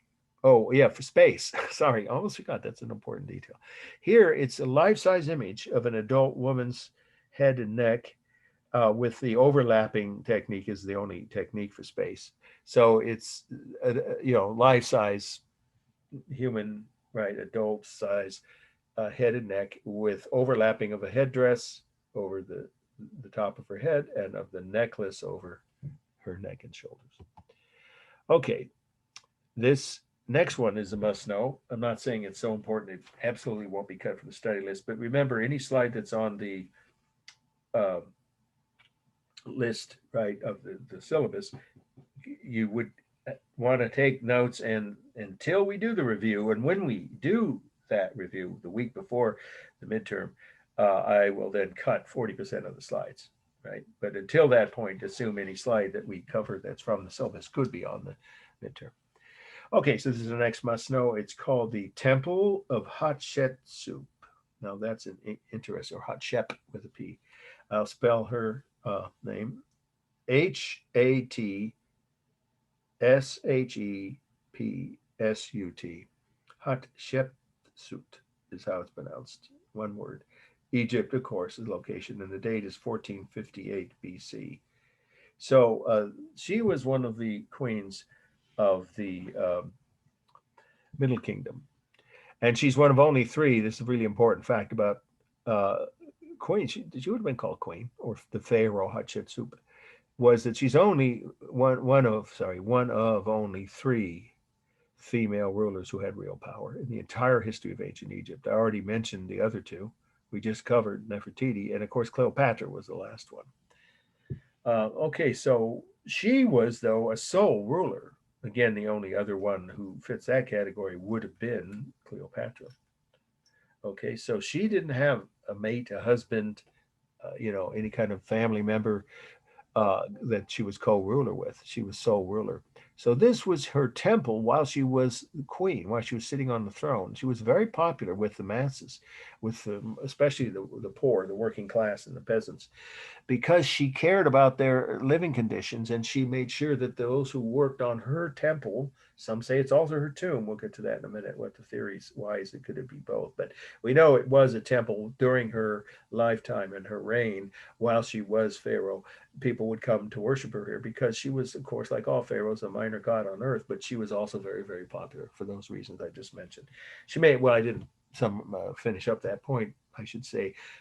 How did she show that she cared about the well-being of the working class? Because she paid them better than most laborers were paid to work on monuments like her own temple, for instance, and other public structures. Gave them better working conditions and better pay. So that, as they say, put your money where your mouth is. That made her very popular. Now, this is misleading. You're going to see with my own slides after the break, when we wrap up the last 15 minutes or so with my slides of Egypt, this site with the third story in place. I don't know why. This just must be a very old slide, or else it's just the angle the photographer took. The third story rises to about this height, and it is original. It's of course been restored, but this was buried for thousands of years after being cut from the living rock. See what we mean by that? That the top part of the temple would have been up to this line, and the rest of it was cut out of the side of the mountain from the actual face or cliff itself of the mountain behind it. Cut out of the living rock is the phrase used by geologists. So it's not assembled pieces from somewhere else, just like the Great Sphinx was. And then there are statues of her. You can just tell that even from this distance. About every 8 or so, just every so many columns, there are statues of her lining parts of the facade. And some historians believe it was also her tomb, but there's no proof of that because when she died, all records of her reign were erased by a very jealous successor who didn't respect her, even though she was popular with the masses. That's partly why he probably was, so jealous of her. And he tried to remove all erase, I should say, all traces of her ruling. She ruled for 20 years. That's a good long time in the ancient world.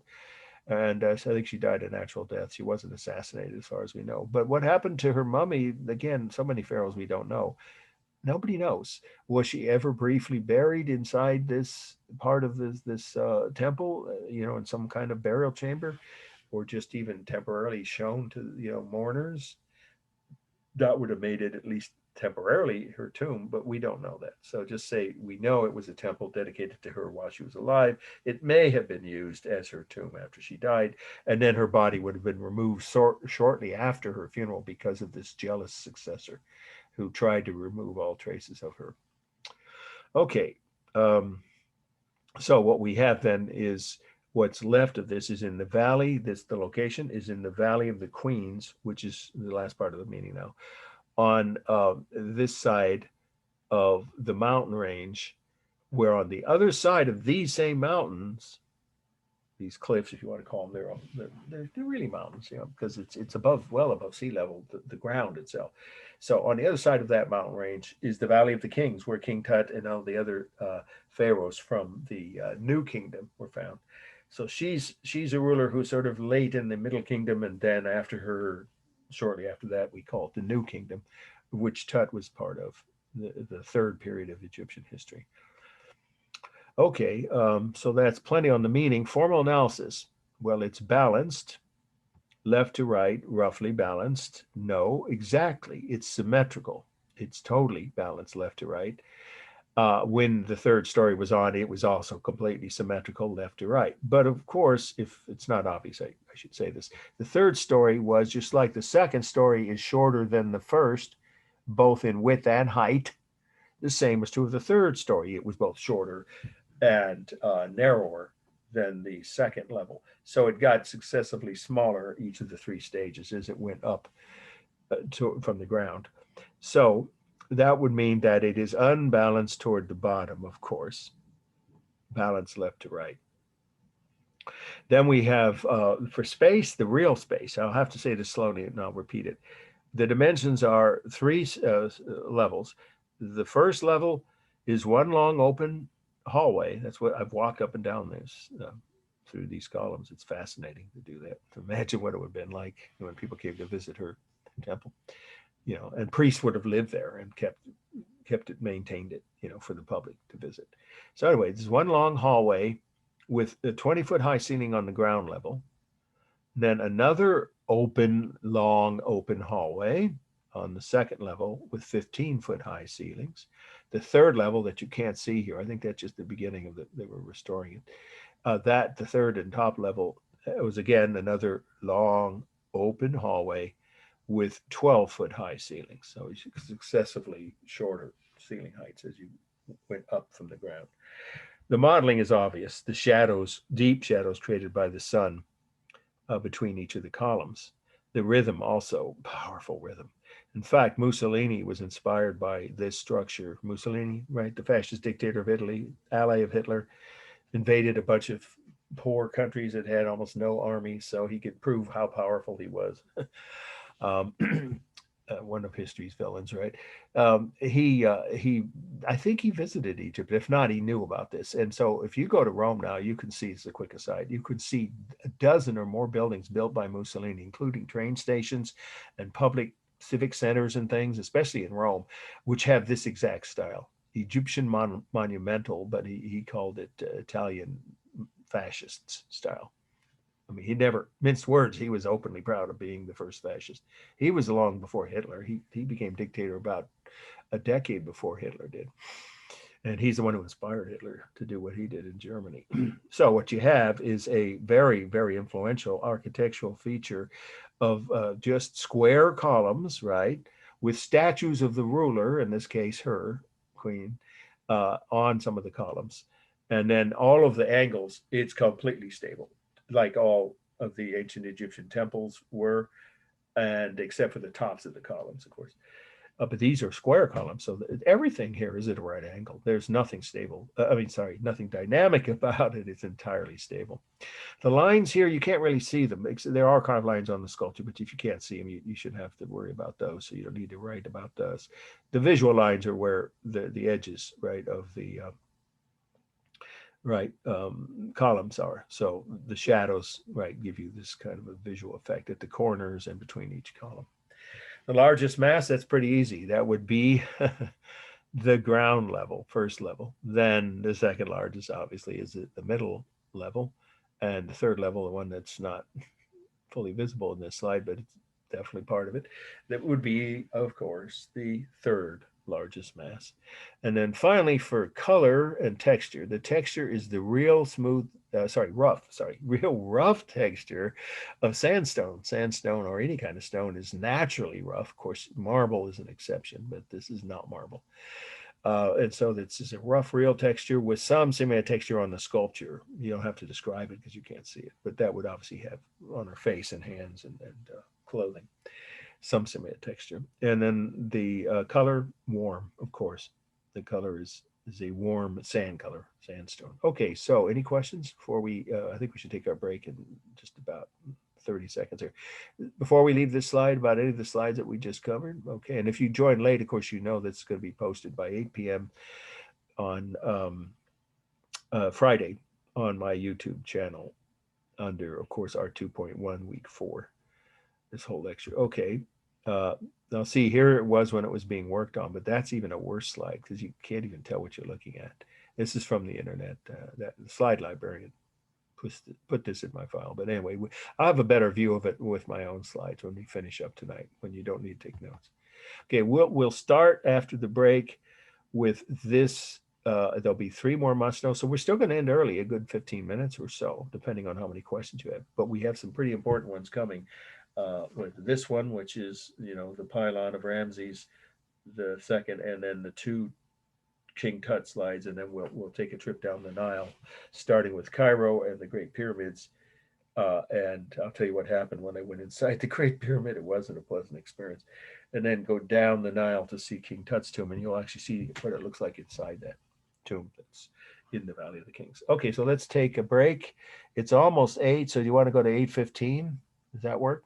8:15. All right, I'll see you guys all in about 18 minutes. Okay.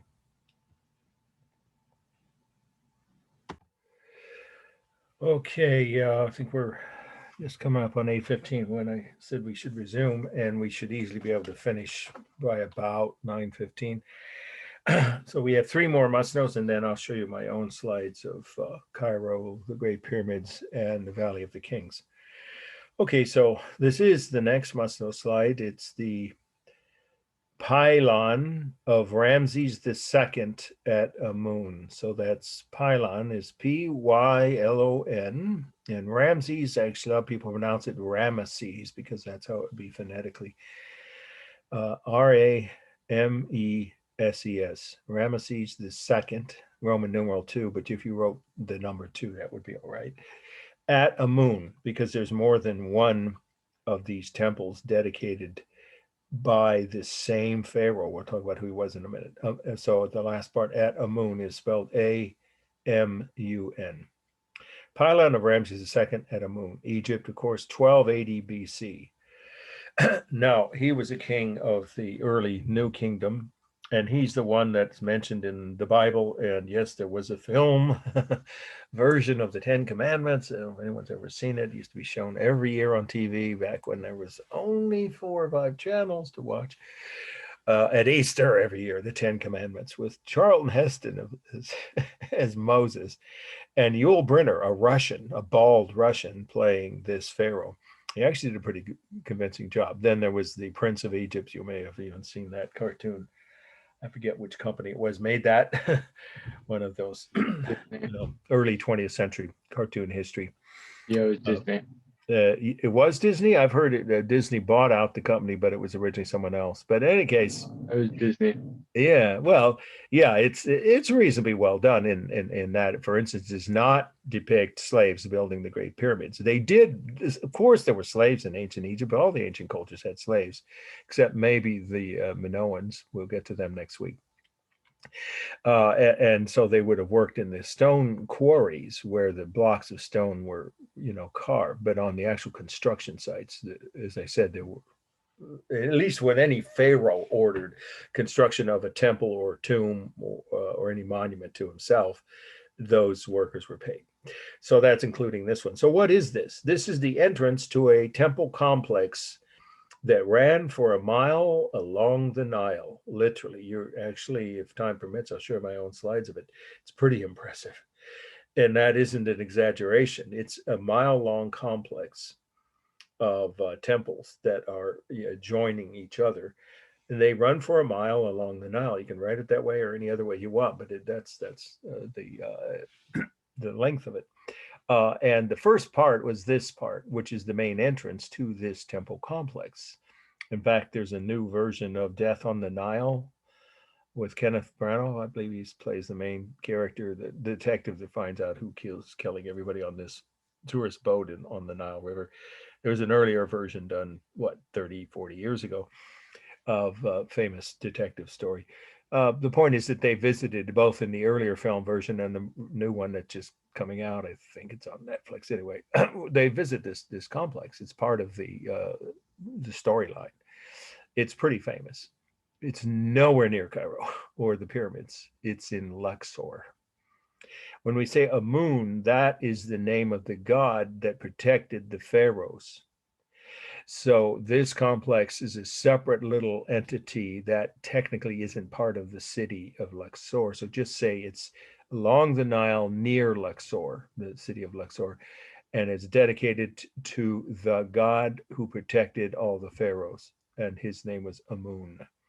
So who then was Ramses or Ramesses? Ramses was the longest ruling pharaoh. He ruled for over 70 years, or say about 70. There might have been 68 or 69. So say about or nearly 70 years he was actually on the throne.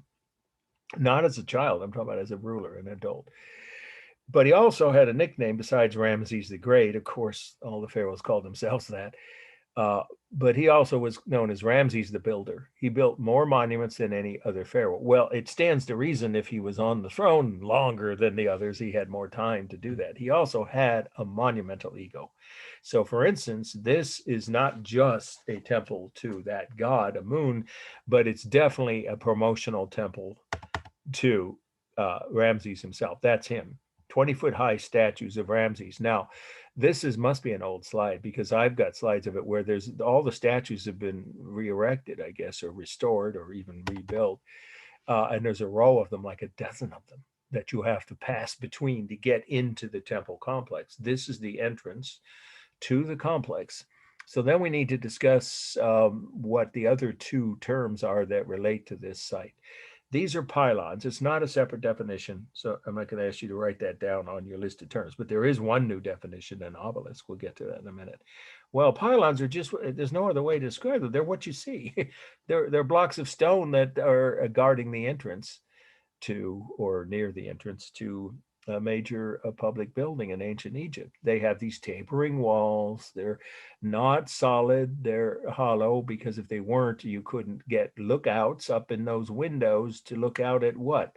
The scenery? No. Let's see if we can figure out why would this be so narrow? Look how narrow that passage is, even though there's one statue somewhat in front of it. It's only wide enough for at most two people to walk side by side. Can anybody guess why they had lookout windows and a narrow entrance to the Pharaoh's personal temple complex? What reason would they want to have that limited? Probably. Yes. And enemies. Yeah, exactly. Security. Yes, they had 24/7 security. They had to. They were nutcases, every culture, every history, every country, every religion has them, people that are out to, do damage for whatever their personal, demons are telling them to do. So yes, they had attempted assassinations all the way, not every pharaoh, but many times throughout Egyptian history, there were acts of violence. And so to control either, a mob coming in or individual bent on, harm, they had this narrow entrance, and of course guards stationed in front of the entrance, plus others in these lookout windows here. There are, windows we think of have to have glass, but glass wasn't used in windows until Roman times, and even then rarely. So these qualify as windows. And they would have looked down, and if they saw someone like down, past where the edge of the picture is, looking a little like they might be, kind of off kilter somehow, or they're looking dangerously, crazed, they might say, okay, see the guy down there with such and such a turban, dressed in whatever. Okay, grab him when he gets close to the entrance, or go get him from the crowd. And of course, then they probably never see or hear from that man again. So yes, this was used to guard the entrance to the Pharaoh's royal temple complex, both the narrowness of the entrance and those lookout windows. So now the term obelisk, that's what this is. I think most of you recognize an obelisk when you see one, because in a minute I'm going to ask you what's the most famous obelisk in the world that's much more modern. Obelisk, here we go. It's the only definition for, no, sorry, there are two for today.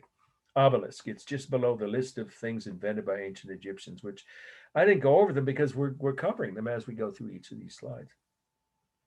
An obelisk is a tall, narrow piece of stone, okay, carved with scenes from important events of that culture's history. This is the original definition of an obelisk. The Egyptians invented them. So again, a tall, narrow piece of stone carved with scenes of important events from that culture's history. This was to commemorate, I think it was the 50th anniversary, I don't know, one of the many anniversaries after all he was on the throne for nearly 7 decades, that he had everyone celebrating him, of course, his reign, his rule, his, accomplishments. So of course, that's what you'd see on this. carvings of different scenes from all the decades he Pharaoh. So obelisks were used all over ancient Egypt. Now they are all over the world. Every continent, I think, maybe not Australia, but certainly North and South America, Europe, all over Europe, and in Asia, you see obelisks. Can anybody think of the most famous obelisk? It's by far the tallest. And Cleopatra's Needle. the which? I think it was. I think one I'm thinking of was Cleopatra's Needle, which has nothing to do with Cleopatra.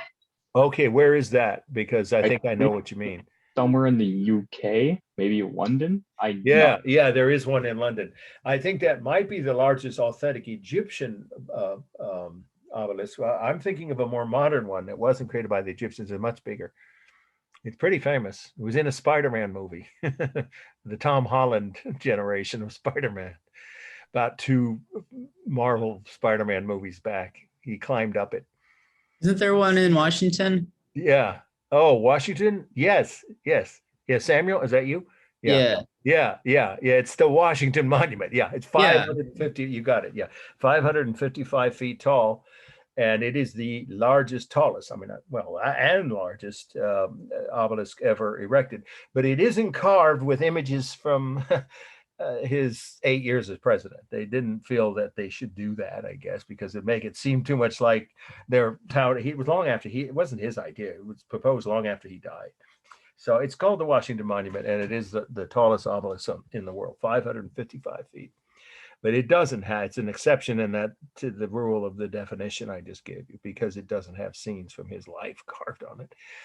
Okay, that's pretty much the whole meaning here. So formal analysis, well, you get the idea. Pretty much all these monuments, everything we've seen tonight is sand colored because they're made with at least some parts of them with sandstone, and that's an earth tone, obviously a warm color. And then we have carved line on the obelisk and on the sculptures, the statues of him. That's with his field headdress. You see that here, the bowling pin looking one, right? That we saw the very first slide tonight with Narmer. He's out, this isn't where his royal palace was, so I guess he's showing himself out among the public when he would have worn that kind of headdress.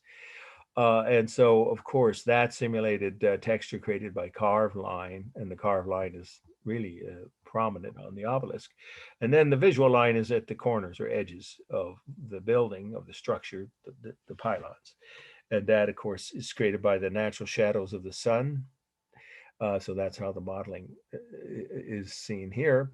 And it's totally symmetrical, even though they're not intact, obviously missing some portions of the tops, but nonetheless, these are identical images left to right, but of course, unbalanced or weighted toward the bottom. And then balanced in the placement of statues. Originally, the obelisk is dead center, and there was an even number. I think it's 6 on each side, but for some reason, this must be a really old slide. You don't see the full range of the statues, but they were arranged totally symmetrically. Equal number on each side. The largest mass is pretty easy, the pylons, then the obelisk, then the statues. And then we have textures, the real rough texture of the stone on the obelisk and the pylons, and the smooth simulated texture of skin and hair and clothing on the statues. Let's see, for space, the pylons are about 50 feet tall. The obelisk is about 60 feet, and the statues are about 20 feet. Having stood next to all those parts of this, I can tell you that's pretty accurate. But just rounding off. Okay, let's see. How tall was these statues again? Yeah, sure. The pylons are real space, of course, is what you see here. Pylons each about 50 feet tall when they were new, of course. The obelisk is about 60 feet, and the statues are each about 20 feet. Okay, and then it is dynamic on the back sides or back end, you could say, rear sections of the two pylons, but stable on the facade or front, and definitely mostly stable on the obelisk. And the statues are definitely ramrod straight, upright. He's sitting at a right angle, so they are almost entirely stable. Let's see, I think that's it. Balance, rhythm, space. Okay, now we get to, oh, well, I'll just briefly, this is a sculpture of Tut It's at the Oriental Institute in Chicago, and it's the largest sculpture ever made of him before he died while he was still alive. It's 18 feet tall, including the base. It's pretty impressive. But he had a club foot. Oh, I meant to mention that. He had had polio when he was younger. That's what they think. So he actually had one foot that didn't, wasn't as long as the other. So he walked with a limp. So here we go. Two more must knows, both very important. They're both of Tut. This is the throne of Tutankhamun, throne of Tutankhamun. Now, you've got an open note test, so you shouldn't have a problem with the spelling. But I used to memorize this as when I took tests at UC Berkeley, where there was an open book. You had to get everything spelled correctly. I just broke it down to 3 words. Tut, everyone knows what that is, the first 3 letters, the way most people say his name. Wearing an ankh, right? Something around your neck. That's an icon, religious symbol, Ankh. And then a moon, as in the god that protected all the pharaohs. Tut, wearing an ankh, protected by a moon. If that helps you find, otherwise, don't worry, you got it. The syllabus to look at during the midterm. Egypt, of course, and the date is 1329 BC or BC. So he was called the Boy King. Some of these facts you already know. So if you know them, you don't have to write them. But for those who aren't necessarily, clear on some of these facts, you might want to write these first few things. And then I'm going to dispel a couple of myths about him. Let's start with the fact that he was the youngest actual sitting ruler. There were boys who took over when their parents or father, would have been their father, died and they were still little. That happened in kings all over the world, kingdoms. We're not talking about that. He was called the Boy King, but that's misleading. He was 17. That was considered an adult in the ancient world. I think 15 was considered an adult. So he was a young adult, but his nickname, one of his many, many nicknames, was the Boy King. He was the youngest actual ruler who took over that young at 17. And he didn't even have 3 years as ruler. He ruled for less than 3 years. Now that he died by his 20th birthday. Some say before, some say right after. Around 20, he was already dead under mysterious circumstances, and we'll get to that in a few minutes, and that's part of the myth about him. What we do know is that he was very popular with the masses, and his wife was equally so, and they really loved each other. They were childhood sweethearts. Yes, it was an arranged marriage, which all royal marriages were, and many of them, well, now they're not, but all through the centuries, it's normal. You're told by your parents who you're going to marry, at some point. And so they were childhood sweethearts who really actually loved each other. You can see that, I think, in this bas-relief on the back of his throne. And this is, of course, it should be obvious, but if it isn't, you should write this. This was the throne found inside King Tut's tomb, along with his coffin, his mummy, his jewels, his necklaces, his just tons of wealth. I mean, probably more than $1 billion today worth of artifacts were found, all of them intact. Because why? If you don't know this, you should write it. His tomb is the only, I would underline that word, Pharaoh's tomb ever found in modern times. The only one. Oh, sorry, intact. I mean, empty tombs, yeah, they're all over Egypt. But it's the only Pharaoh's tomb found intact in modern times, in hundreds of years. The last several centuries. So that's a remarkable fact right there that it even survived.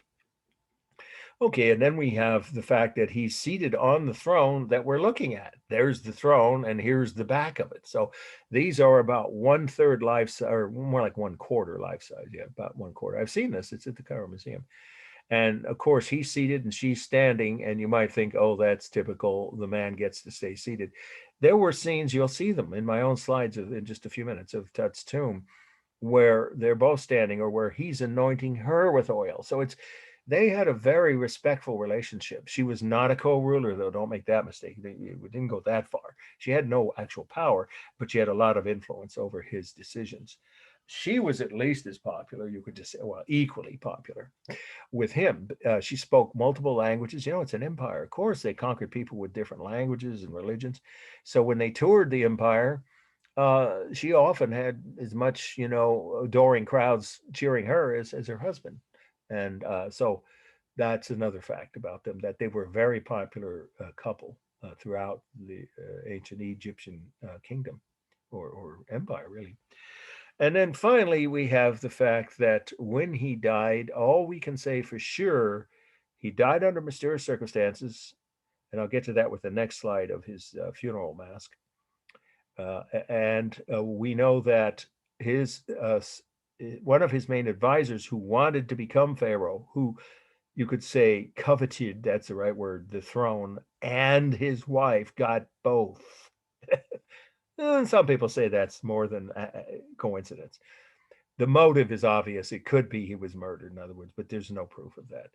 It could be he died as a result of foul play, because the guy that wanted his throne and his wife ended up taking over both the kingdom and forcing his widow to marry him after Tut died. Those are disputed, those facts. We know that. But what happened and how and why he died is a mystery. Well, I'll go ahead and tell you the other two. There's one theory is that he fell in the royal palace because I just said he had a club foot. So he could easily have fallen and hit his head. That has happened to quite a few people in modern times, actors even, and famous musicians and things have died from being, drunk on something or otherwise inebriated or careless. And, he also had the disadvantage of a limp. So it could have been an accidental death. Or there's a hole in the head of his mummy, of the skull, I should say, the back of the skull. So it could have been from a fall, could have been from foul play, or it could even have been an accident that occurred during mummification, but that one doesn't hold water, to use a bad pun. Neither does his skull, of course. What would you have to be the stupidest person in Egypt if you're hired to take care of the pharaoh's mummy? It's your entire job to do a perfect job to preserve his body, and then you're so careless you punch a hole in the back of this. No, you'd be dead. You'd be tortured to death. I don't buy that. That's unlikely. But there's even a third. Well, I guess if you count that, that's just an explanation for the whole. The third possible cause of death is disease. That actually makes a lot of sense if you think about malaria or some other tropical disease. After all, there was no cure for these things back then. So we just don't know. It's a mystery of history. Okay, so that's a lot about the meaning, but I should add that this is a bas relief, which what looks like gold is gold, but the Egyptians had a favorite material. The blue is lapis. I'll spell it slowly because you can see it again on the next must-know slide. Lapis lazuli, Lapis, then Lazula. Lapis lazuli is a precious blue stone, I'm pointing to it with the cursor, that you see on their headdresses and on the bottom of his throne there, or the legs. And they would intermingle gold, or in this case, it's a wooden throne. So gold covering, right? Gold plate on top of wood, right? With inlay, it's called inlay, right? With the precious stones. Here, this is mother of pearl, her robes and his. Their headdresses are lapis lazuli, and the background, what looks like gold, it's actual real gold. It's priceless, isn't the word? You know that they'd stopped touring all these items. His mummy, I don't know if any of you tried to find or went to go see if you thought you would, his mummy and his sarcophagus and his coffin and his mask at the exhibit at the De Young Museum. Anybody go? It's big, come on. None of that was there.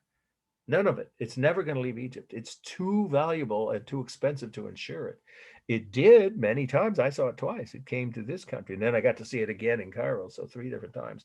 All of the contents of his tomb were touring in the 70s and 80s.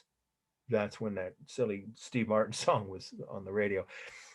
But not anymore, and never again. It's just too risky. And the government of Egypt just said, forget it. You got to come to Cairo if you want to see all of the findings from his tomb, including this throne.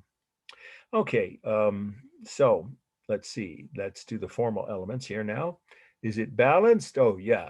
I mean, look, they're almost identical in the top, the heights of, the top of their heads and the headdress. But of course, if he stood up, he'd be taller. Then it would be unbalanced, but he's seated. So he is the largest mass, then her, then the throne. Okay, but the way they're posed here, they're balanced left to right, and I would say top to bottom too, if you do the line roughly around their waists.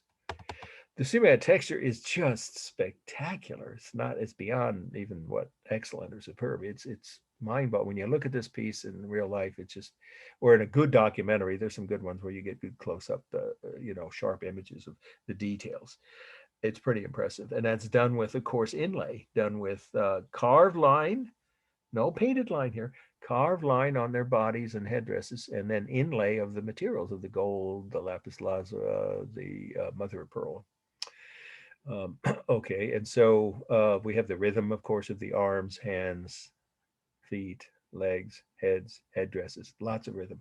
Is it stable or dynamic? I'd say mostly stable. He's seated at an almost right angle, isn't he? Pretty much, and the throne is primarily stable. And she's standing upright, and their headdress is mostly upright. Oh, his is slightly tilted. That's a massive headdress he's wearing, isn't it? Yeah, well, both of them. So the thing is, except for the details at the top of their heads, some of the headdress and their, actual back of their heads, but their arms even are pretty much out at right angle. So it's almost entirely stable. Already mentioned about mass. For color, you've got cool on their robes and headdresses, warm on their skin tones, and the gold background, of course. And let's see, am I forgetting anything? Rhythm, balance, stability. Oh, space. Yeah, they're roughly 1/4 life size, these two figures of adult human figures, which would put them at about 15 inches or something like that. But you can just say about 1/4. That's good enough. 1/4 life size. So that's the size of them in real space. But they do have the technique of overlapping. That should be obvious. Is the only technique used here, and that's of their clothing and headdresses overlapping their bodies. Okay, then we get to the last slide. This is actually not that. This is the coffin, because when Tut's tomb was discovered, there was their sarcophagus. You're going to see that. That's still there in the tomb. They left it in the tomb. It's so heavy they decided not to move it to Cairo. And then inside that was this coffin, which, as you can see, is gold and, yes, lapis lazuli, right? And then inside that was this. Whoops, that's actually not as good an image of it as this. This is, I think, the most accurate one. This is his, the last must know, is the funerary mask of Tutankhamun, and I've already spelled his name right, Tutankhamun. Funerary is Funerary, funerary mask of Tutankhamun, Egypt, and it's 1327 BC. So you don't have to be, what a math whiz to figure out that's not even 3 years later. He was dead. 2.5, 3 years or something. Now, this was placed over the mummy. And if you count the fact that every mummy is wrapped in bandages, you've got 4 layers of coverings protecting his body. And then he's inside of a mountain, literally a condo made of stone. Not to quote that silly Steve Martin, but it is a cut out of the rock wall, literally out of the side of a cliff, the tomb, buried inside a mountain. So he's got layer on top of layer on top of layer of protection for the body, because they believed that a Pharaoh's body had to be completely intact and totally undisturbed when it arrived in the next life, in order to enjoy that life and to be admitted to the next world, which is why they put so much work and effort into preserving their bodies and protecting their tombs. So what we have here is what it looks like. I'll go ahead and say, I'll do the formal analysis in a couple of minutes. But the gold, the 2 favorite colors were gold and lapis lazuli, the blue and the gold. Now, if you're UC Berkeley bound, and some of you may go there or have already or have family members, those are the UC Berkeley colors I can't resist mentioning. And I don't know, but there could be a connection of some kind. But they were the 2 most popular colors in ancient Egyptian art. You see them constantly throughout the history of ancient Egypt, especially in funerary. Here's your last definition for tonight, of course, for this week. It's a short definition. Funerary means something or anything, anything having to do with funerals. Okay, funerary means anything having to do with funerals. That means in art terms or art history, it's something left over from a funeral. It could be anything from the decorative pieces that, were created like this piece, right? The death mask or the coffin, which of course has another version of his face, all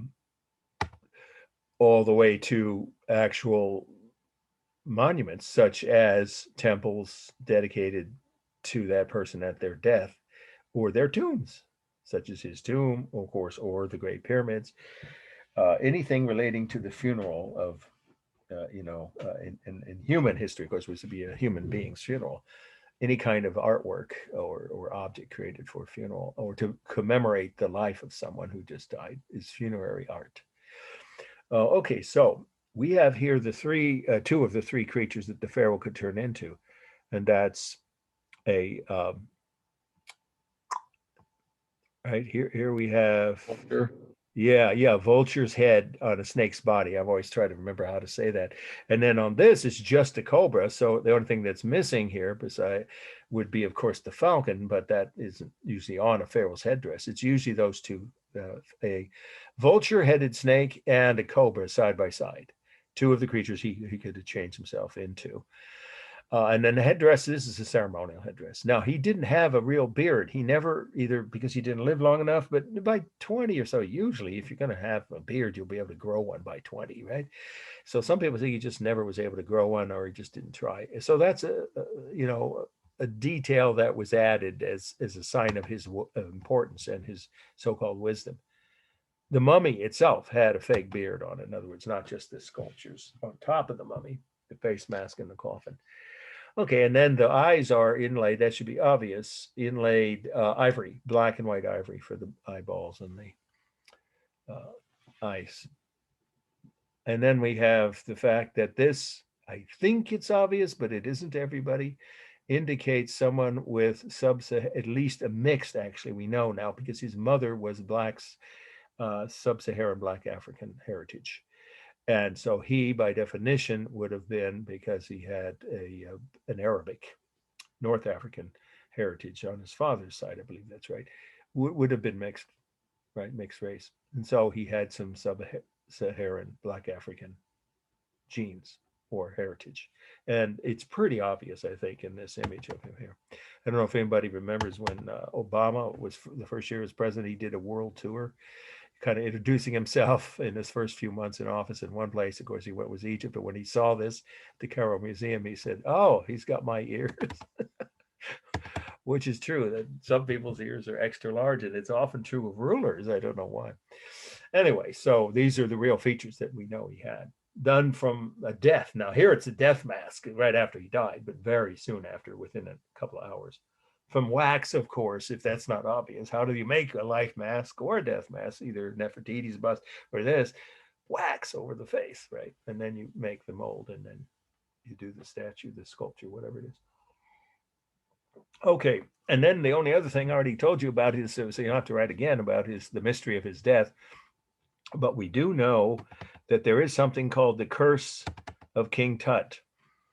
And it's total bullpucky. Supposedly, an unusual number of the 100 plus, I think it was just over 100, maybe 110 archaeologists in the team that found, by the way, this is an important fact. I should have even mentioned this at the start of these two slides of Tut.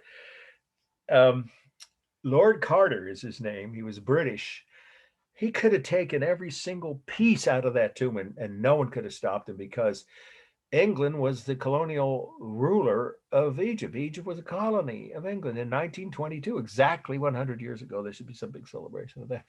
So when he found all these incredibly valuable intact objects, he had a choice, and he chose, in fact, he insisted on them remaining, all of them, in Egypt. He is a national hero, and he deserves to be in Egypt. I've talked to a lot of the people I've met there when I've been traveling through Egypt, and they said, yeah, we admire him, because it's totally different than all the other Western explorers who came to our country and took whatever they wanted back home. He didn't. He insisted this belongs to the people of Egypt. So that's why it's all those objects are now at the Cairo Museum. Okay, and none of those people, I didn't finish the thing about the curse, this myth. You could add if you want as part of the meaning of the last fact about the meaning on this slide. Yes, there was some of the people on his international team. They were from all over the world. Many of them were Egyptians, and of course a bunch were British, but they're also Americans and Germans and French and Italians. So at some point there was, a high, so according to some people, not historians, but some sources you could look up, an unusually high number of that group of 100 plus explorers who entered that tomb died mysterious deaths within 5 years. But if you study the statistics, one of them was a daredevil motorcyclist in his hobbying days. And he went back to England and died of a motorcycle accident. Big surprise. He was driving recklessly. Another one cut his face a couple of years later while he was shaving and got infected. That can happen to you now, but especially 100 years ago when there weren't any vaccinations available, right, to treat infections, tropical diseases, what have you. Again, it's silly. It's a myth. There's no evidence. In other words, the number of people that died within the 5 years after the tomb was discovered is not any higher than it would be among any other comparable group of people. When you take into the total number and the age range of who they were, because quite a few of them were older. Remember, they were senior archaeologists at their university and what have you. Okay, so there's that myth that I think is pretty well just been debunked. So let's do the form analysis, and then we'll see my slides is about 15 or 20 minutes, and you can see we can end quite early, probably about 9:10 or 9:15 at the latest. Okay, balance, completely symmetrical. I see it both top to bottom and left to right, depending on where you draw the line. And of course, you're just looking at this part of this object, because all you have to write about is what you see on the slide. And then we have the warm color of the gold and the cool, of course, of the blue. That's it. And then neutral, neutral, of course, on the black ivory of the eyes and the eyelids and the eyebrows. And that's done with inlay, but there is actual carved line on the nose, the lips, right, the ears, and even around the eyes and these two snakes. And then we have the largest mass would be the headdress, then his face, and then the beard. Even though it's fake, it's part of this image. For space, it's a life-size image, hollow life-size image of an adult man's head, right, and neck. And there is overlapping, of course, of the headdress over his face, and of course the two snakes over the headdress. It is almost entirely stable. I think I said that, but actually, when you look carefully, the only things dynamic would be, well, details of the ears, of course, and the eyebrows, the top of his head, but the headdress, that's all parallel horizontal lines here. But only the top really of this is significantly dynamic. And it's a single mass, but you could break it down. I guess I already did that, didn't I? Yeah. Oh, the modeling is just that in the museum's lighting creates the shadows from the light. There's no technique for modeling. The texture's superb on his skin, his eyes, the headdress. Simulated textures are really realistic and sharp here. Don't really see any real textures because it's actually gold over wood, but you don't see the wood. And I think that's it. Am I missing anything? Rhythm. Oh, yeah, of course. The two eyes, the two ears, the headdress. A lot of rhythm. Okay. I don't think I've missed anything. So any questions before we move on to some of my own slides? It will take just a couple of, no, not even 90 seconds for me to do. But anybody have any questions? Let's do this while I pull up the slides of my own slides of Egypt. Okay. Now, they used to have a program here, which I don't think they do anymore, of study abroad to Egypt. I'm pretty sure that's not been done for a decade or more. Yeah, I don't think they do that. They still do study abroad. Yeah, other countries. Yeah, I imagine Italy was right before the pandemic. I know one of my former students was there, and boy, was she worried. Her boyfriend was at that point a reporter for your paper, the Oak Leaf, and he was communicating with her regularly about whether she was going to get home safely. She did, luckily, and she didn't get infected. I'm glad to report. This is back in March of 2020, right? Okay, so let's get this full size and then right. Okay, everybody see this?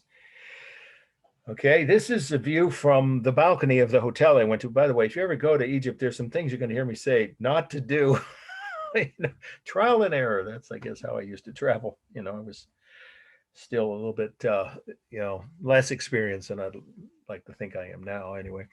But, I never got myself into more than just potentially problematic scenarios, but you can avoid these things if you just follow a few rules. Okay, for instance, here, I never, ever drank any of the water in Cairo. This is a city of 18 million now. Back when I was there, it was about 12 million. It's grown that much in just the last 3 decades or 4 decades. So this is a scene on the in the morning rush hour, such as it is in Cairo, city of what's now 18 million people, and these people are lined up just adjacent to an open sewer that's collapsing into the sidewalk down below. And they're just avoiding it, of course. Well, I was careful. I'm not careless enough to drink any of the water except bottled water or anything boiled, like tea or coffee that I knew had been sterilized because of the boiling. But I ate a salad at the salad bar of this hotel, and I'll wait till I'll tell you what happened when I get to a couple more slides. A couple days later, you might be able to guess. Not pleasant what happens when you do that. Okay, here's a view from that same hotel looking in another direction. This is the nicer neighborhood of Cairo where the middle class, and it's only 15% of the population, maybe 20 is now middle class. The rest is almost all poor, except the very thin upper class. Of course, the rulers, and it's a dictatorship. I think everybody knows that. Military dictatorship. This would be where the British built, a parliament building, but of course that was also not a true democracy when the British ruled them as a colony. But the buildings have held up pretty well. And yeah, this is one of the few districts where there are a lot of trees. Cairo is not famous for its parks and trees. That's not one of the things that distinguishes Cairo. The history does. Look at all these minarets, all these mosques. That's the oldest mosque in Egypt. It's from 700 AD. It's the Muhammad Ali Mosque. Yes, same name as the guy, and he took his name from this caliph, a ruler, right?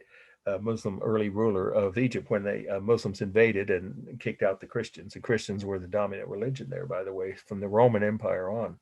The late Roman Empire. So they didn't kick them out. I misspoke.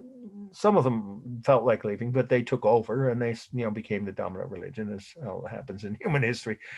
And somewhat enlightened in that the Christians were allowed to stay. The 10% of Egypt today is Christian, 10% of a very predominantly Muslim country. And they get along most of the time with their Muslim neighbors. And the proof of that you'll see in my slide. So here we have the oldest mosque in Cairo at the top of a hill, and the foot of the hill is something creepy called the City of the Dead. And I wanted to go see it because I'd heard something about it, but I didn't believe till I saw it. And I didn't take pictures. It would have been an invasion of privacy. There are all these families, thousands. I think I heard 5,000 to 10,000 people a day, every day, moving into Cairo from the countryside because they can't make a living at farming, or there's a drought or whatever, plague of locusts, literally. Yeah. So they think they can maybe make a better life, and they have no home. They move there with nowhere to stay, and maybe they don't know anybody. But these families would take over different cemeteries, including the one at the base or foot of this. It's a fortress, actually, where the mosque was built at the top of it. And this was one of those things where you'd see something you didn't think you'd see on any normal trip, or let alone a vacation. Families living amongst the corpses, with the corpses on the ground at the foot of their sarcophagi, inside tombs, which were visible from the footpaths that led through these monumental avenues. You know what I'm talking about. We're talking about a necropolis, right? It's a necropolis, not like a normal cemetery. These were well-to-do, upper class, medieval and later rulers of Egypt, or wealthy people that could afford fancy tombs. And so they've been taken over, the tombs, and the bodies ejected by literally just pulling the body up out of their coffin and throwing it on the ground, and eventually maybe getting rid of it. I saw kids playing and running around in these tombs where there was bones within a few feet of where they were playing. It was a very bizarre sight, but they had no choice, they felt, if they wanted to have a place to live outside of living on the street. Some of the people did. And the streets, by the way, speaking of which, are not all, in fact, most of them aren't very well paved anymore. Not that they always were that way, but the deterioration, of course, the overwhelming stress on the infrastructure that any city that has to absorb 5 or 10,000 people. Well, I think it was more like 5 on average, thousands of people every day, day in, day out, decade after decade. It's not going to be able to, of course, maintain its infrastructure. And then you see there are soccer moms, soccer balls there, even in a city like Cairo. And there's a sort of impromptu street markets where farmers from the countryside bring their produce to sell. I didn't eat any of that either because I figured that might not be safe because where it had been. And this is the Egyptian Air Office, and you can see they started painting it at the balcony level and then ran out of paint. No, that's not what happened. We asked the guy, we bought some tickets to fly down to Luxor after we'd been in Cairo a while. It was me and 2 other teachers from Skyline High School. I was teaching high school in Oakland, the same high school that I think I already told you guys Tom Hanks had been a student at. So the 3 of us high school teachers, history teachers, were always asking questions. And most of the people we talked to, the professional people, spoke English. They were very friendly. It was one of the friendliest cities I've ever been to. And the guy who ran the front desk at the Egypt Air Office said, "Oh, no, it's not that we ran out of paint. It's that the person we paid to paint it took the money and left, ran out of town, absconded with the funds that we paid them for." So this is noon prayer, or the aftermath, I should say, of noon prayer. And many of you know this if you know anyone who's devoutly Muslim, or perhaps you are yourself. It's a very impressive ceremonial moment. 5 times a day, sunrise, sunset, noon, and in the middle of the morning and the afternoon, prayers are said. They're called from the minarets of the mosque. And when you hear the prayer call, you're supposed to stop whatever you're doing, wherever you are, and stop and pray, as long as the imam is calling the prayer. And it could be 5 minutes, 10 minutes, 20, it's something like that. Well, of course, the exception is if you're driving a bus in traffic or you're operating in a hospital operating room, you wouldn't stop what you're doing then. But this guy was himself a cleric, a Muslim cleric, and he had just been praying very devout. I didn't want to take his picture while he was praying, but the noon prayer had just ended, so people were just going back to work in the middle of the street from where they stopped during the prayer. Of course, once it was over, they went back to their normal activity. And here's proof of the Christian and Muslim religions. Mostly, there's been some tension recently, but again, it's the extremists, and every country we have those. But most of the Christians and Muslims in Egypt get along and have for centuries. These are very old. That's a mosque, obviously, with a minaret. And this is, you can see with the cross, it's a Christian church. They're called Coptics. They are left over from the Byzantine Empire. We're going to study them. The empire that succeeded the Roman Empire and brought Christianity to almost the entire Mediterranean until about 150 years later, when Muhammad had his empire and pushed back many of those Christian kingdoms or occupied them. But they get along. I saw plenty of evidence. And then here's one of their heroes, a historical figure called Mustafa Kemal. He helped rebel, or tried to get rid of the British colonial rulers in the 1920s or 30s, that early. They finally got independence in the 1950s. But he wasn't executed by the Brits because they respected him, because he, was so popular with his own people, for one thing. But you see what he's doing here? He's pointing towards this Saturday matinee marquee here of Donald Duck cartoons. And you all have heard Donald Duck and his voice. It's rather ear-splitting, right? When he's, having one of his fits. And the soundtrack was being blared out onto the street to attract the middle-class families who could afford to send their kids to a Saturday matinee of cartoons, a matinee. And when you dub over his voice, Donald Duck's voice in Arabic, it's ear-splitting. The Nile is a mile wide. That's not an exaggeration, and in fact, even wider than that in some places. And it has along the shoreline many different places. The local traditional family fishing boats, which are moored, to their own piers and things, and they've been, some of them in the same family for 150, now it'd be probably closer to 200 years, handed down father to son to grandson, and they're maintained beautifully with bright colors, and they make their living, of course, fishing. Now, I didn't eat any fish either because I knew, but I'll go ahead and tell you what happened. I made the mistake, I said a moment ago, of having a salad. That's the only thing I can figure out. And about 24 hours later, I began feeling uncomfortable from, intestinal problems. And eventually I was so sick, I couldn't keep even liquids down. That's dangerous. I lost 22 pounds in 5 days. If you want to go on a diet, drink Egyptian water or eat something that hasn't been washed in Nile River water. I knew what it was, but I didn't know what to do about it. And they have free medical care. So I saw a kiosk with a doctor, as an actual MD, and he spoke English. He was trained in London. And he said with his British accent, "Oh, you have what we call Ramsay's Revenge. Here, take 5 of these, one a day. And by the second day, you'll be able to keep down liquids. And the third day, you can have very, mild food." And that's what cured me. Otherwise, I might not have survived. So be careful when you travel in a climate like that. But the people were so friendly and helpful, so I wasn't too worried. It just that you don't need to lose that much weight in 5 days, and I wasn't overweight to begin with, so it's a little scary. But it can happen in not just places like Egypt. The same thing happened to me in Mexico and in Vietnam and in Cuba. Just the local water is not something most Americans can tolerate unless they've, grown up in that climate. So here's a bridge, British built. You can tell by the British lions that are guarding it, probably over 100 years ago. And here was what was then going to be a brand new condominium complex for the well-to-do population and or foreign visitors. 20 some years later, students of mine from the JC here did an extra credit presentation of there's a couple of slides of where they were in Cairo, and they took this exact same view, and the exact same structure sat unfinished with rusting cranes exactly in the same position. The same thing happened here that happened with the Cairo Air building. Somebody took the money and absconded, and the building was never completed. Well, maybe by now it has been.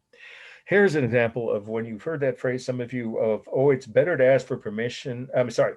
It's better to ask for forgiveness than permission. No, it's the exact opposite of what you should do when you're traveling in another country or a different culture. And I learned that the hard way. I wasn't trying to be careless or foolish or insensitive at all. I wasn't even realizing what I was risking when I took this picture. It's 500-year-old Turkish sentry box. That is a really beautiful hand-carved piece of folk art, street level folk art. You just don't see things like that even in a country as old as Egypt very often. Somehow it survived all those centuries. So here's a sentry and a modern Egyptian soldier with an American M16 he's armed with. I'm sure that our government sold it to their army. And he came over to me and he started shouting at me in Arabic, grabbed my camera, and he grabbed me by the elbow. I knew what was going to happen. I was going to be taken inside the military headquarters and probably questioned, possibly worse, as a spy, or I don't know. I was really worried about that. And of course, luckily, only because there are people throughout all of Cairo who, like I said, they were so friendly and they could tell you when you're a foreigner. So one of the people in the group that started gathering sort of a small crowd heard this confrontation, or what do you want to call it, this, shouting that was happening. One of them was a professor who spoke English, an Egyptian professor, and he translated, and he explained to the guard that I was just an American teacher trying to take pictures of the sentry box. So the guy obviously gave me my camera back, or I wouldn't have this photo. But it taught me a lesson. You should always ask for permission before and not after if you're going to do something that might seem the slightest bit intrusive when you're in a foreign country. Now, this mosque is one of the most beautiful I saw there in Cairo. We'll get to the Great Pyramids in about 2 more minutes. And it's about 500 years old, but there's the minaret, isn't it? From which the prayer is called by the Imam 5 times a day. And then this was the interior. And I was able to, having learned my lesson from the day before, that's the Imam. I could tell by the way he's dressed. And so luckily he spoke enough English. I said, sir, please, I'm a teacher. I'd love to take a picture of this 600-year-old mosque from the 1400s. But I don't want to do anything that's inappropriate or intrude on people's privacy since I think it was the afternoon prayer then. And he said, all right, I'll let you take a picture and there's no problem as long as you wait till everybody in the photo is facing away from you, which is including him. So that was when I asked permission, then there's no problem. That was a lesson I learned. Okay, let's go to the Great Pyramids. Going outside the town, you have to go in the early morning if you don't want to get so overheated from 115-degree temperature with no shade. There is no shade by the Great Pyramids, not a single tree, no tents, nowhere you can get out of the heat. So you got to be prepared for that. This is the Great Pyramid of Khufu, and we're going to talk about what happens. It could happen if you, unfortunately, like me, try to get inside it with the wrong group of people. But these guys, they nicknamed them camel jockeys. Some of the English-speaking people, they of course asked. It was like $5 an hour. It's probably several times that for a 15-minute ride. I had no interest. Camels, I never liked them. They're dirty. They smell. They bite. They spit. They kick. And if you get on the back of one, they can easily throw you off. So I said, no, thank you. That's all right. So here are the two entrances, or so it would seem, right? This looks like it would have been the entrance. That's the fake entrance. That's not how you get inside. That was meant to fool grave robbers. Here's the real entrance. So what happened when I went in there with my two friends was that we were just behind a German couple, a married couple of tourists. And I could hear them speaking German when the wife was speaking to her husband. And I thought, oh no, this could be a problem. But I really wanted to go inside, and it was so hot, I didn't want to wait a long time for all those people to come out. So I followed them in, and you cannot walk.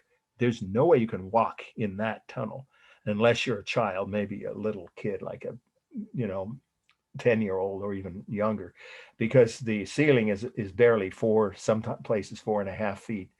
And it's not well lit. There are 40-watt bulbs. That's about what they were, bare light bulbs. And some of them, like 3 or 4 in a row, would be burned out. And they're only every 10 feet. So you can go through a whole section on your hands and knees, because that's the only way if you're normal adult height, in the dark, pitch dark. So guess that couple, you might guess what happened. The wife starts screaming about halfway into the tunnel. It's a good 10 minutes to get to the burial chamber in the middle of the pyramid, which was the goal of why people would take that rather claustrophobic route. She starts screaming, help, help, I have to get out, I can't stand it, in German. And she started backing up, crawling backwards. So everyone behind her, me, my two friends, and all the people behind us had to crawl all the way back to the exit again, out the tunnel and back into the exit space, while she was then taken to a hospital in an ambulance for whatever. She was just fine. I saw her later, actually, and I remember thinking, what were you thinking? And she said, I just wanted to see the great people. But if you have any fear of small, enclosed, or dark spaces, let alone real claustrophobia, the Great Pyramid is not the kind of place you should try to go into. So again, eventually, when they came back out, then the rest of us went back in, and it was worth it. All there is in there is the sarcophagus of nothing else of his body, because long ago was robbed. And the hieroglyphics on the wall are fascinating. And the room is about as big as the room at 708 Annerley Hall. Some of you may know that lecture hall where I teach my in-person classes. It's a good sized room with a decent height of a ceiling. But there isn't really much there to look. Oh, and canopic jars where once his internal organs were mummified too, but those are now totally empty.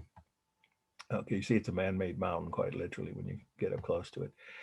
And these blocks of stone, when you get close enough to see how some of the past explorers or visitors, tourists, whatever, have chipped away at the stone. I mean, it makes me, why would you do that to someone else's culture?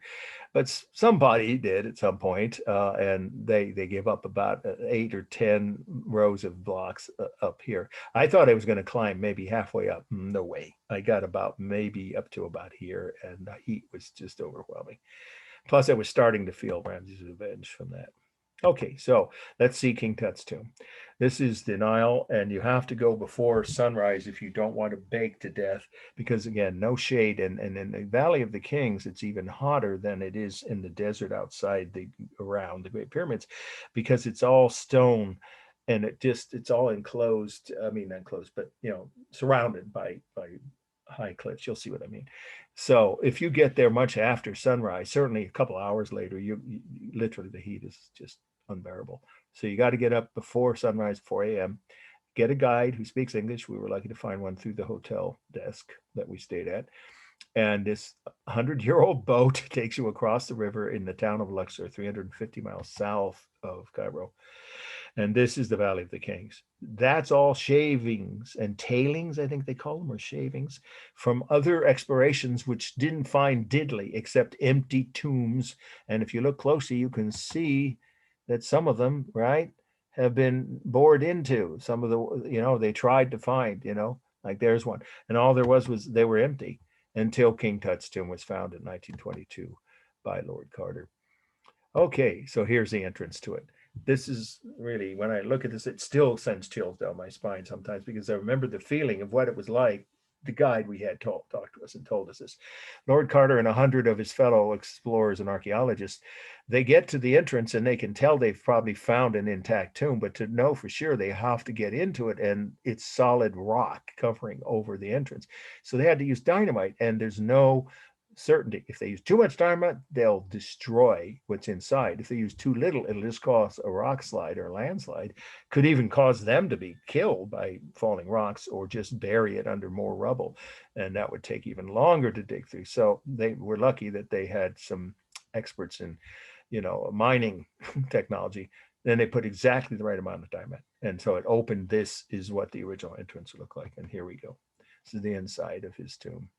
That's the two that we saw, the queen, his queen, and him standing roughly equal height. You see there, he's slightly taller than she was. And they're anointing each other. It's a fresco. And here's his sarcophagus, inside of which was the funerary mask, the coffin, and the mummy, all of which have been removed to the museum in Cairo. And here's Anubis, the jackal-headed god of the underworld. Some of you know about that. The one of the many gods, actually several different gods, that would greet you on your journey to the next life. If you were worthy of going to the good place, you'd have to pass some kind of a riddle or a test. At least that's what I've read. And here are the hieroglyphics which would have related to the story of Tut's life. They left, that's the only piece they didn't take with them. I mean, you see how massive it is. They moved it slightly off of the base. You can see that. It's tons, I'm sure. Right, okay. So now let's see a couple of the other decorations. Here they are. This is what I wanted to point out. She and he both, you see, they're each anointing the other one with oil on, their skin, the shoulder, the elbow, the hands. That's what I said earlier. It wasn't about him being, a domineering husband or anything like that. They really respected each other and really loved each other.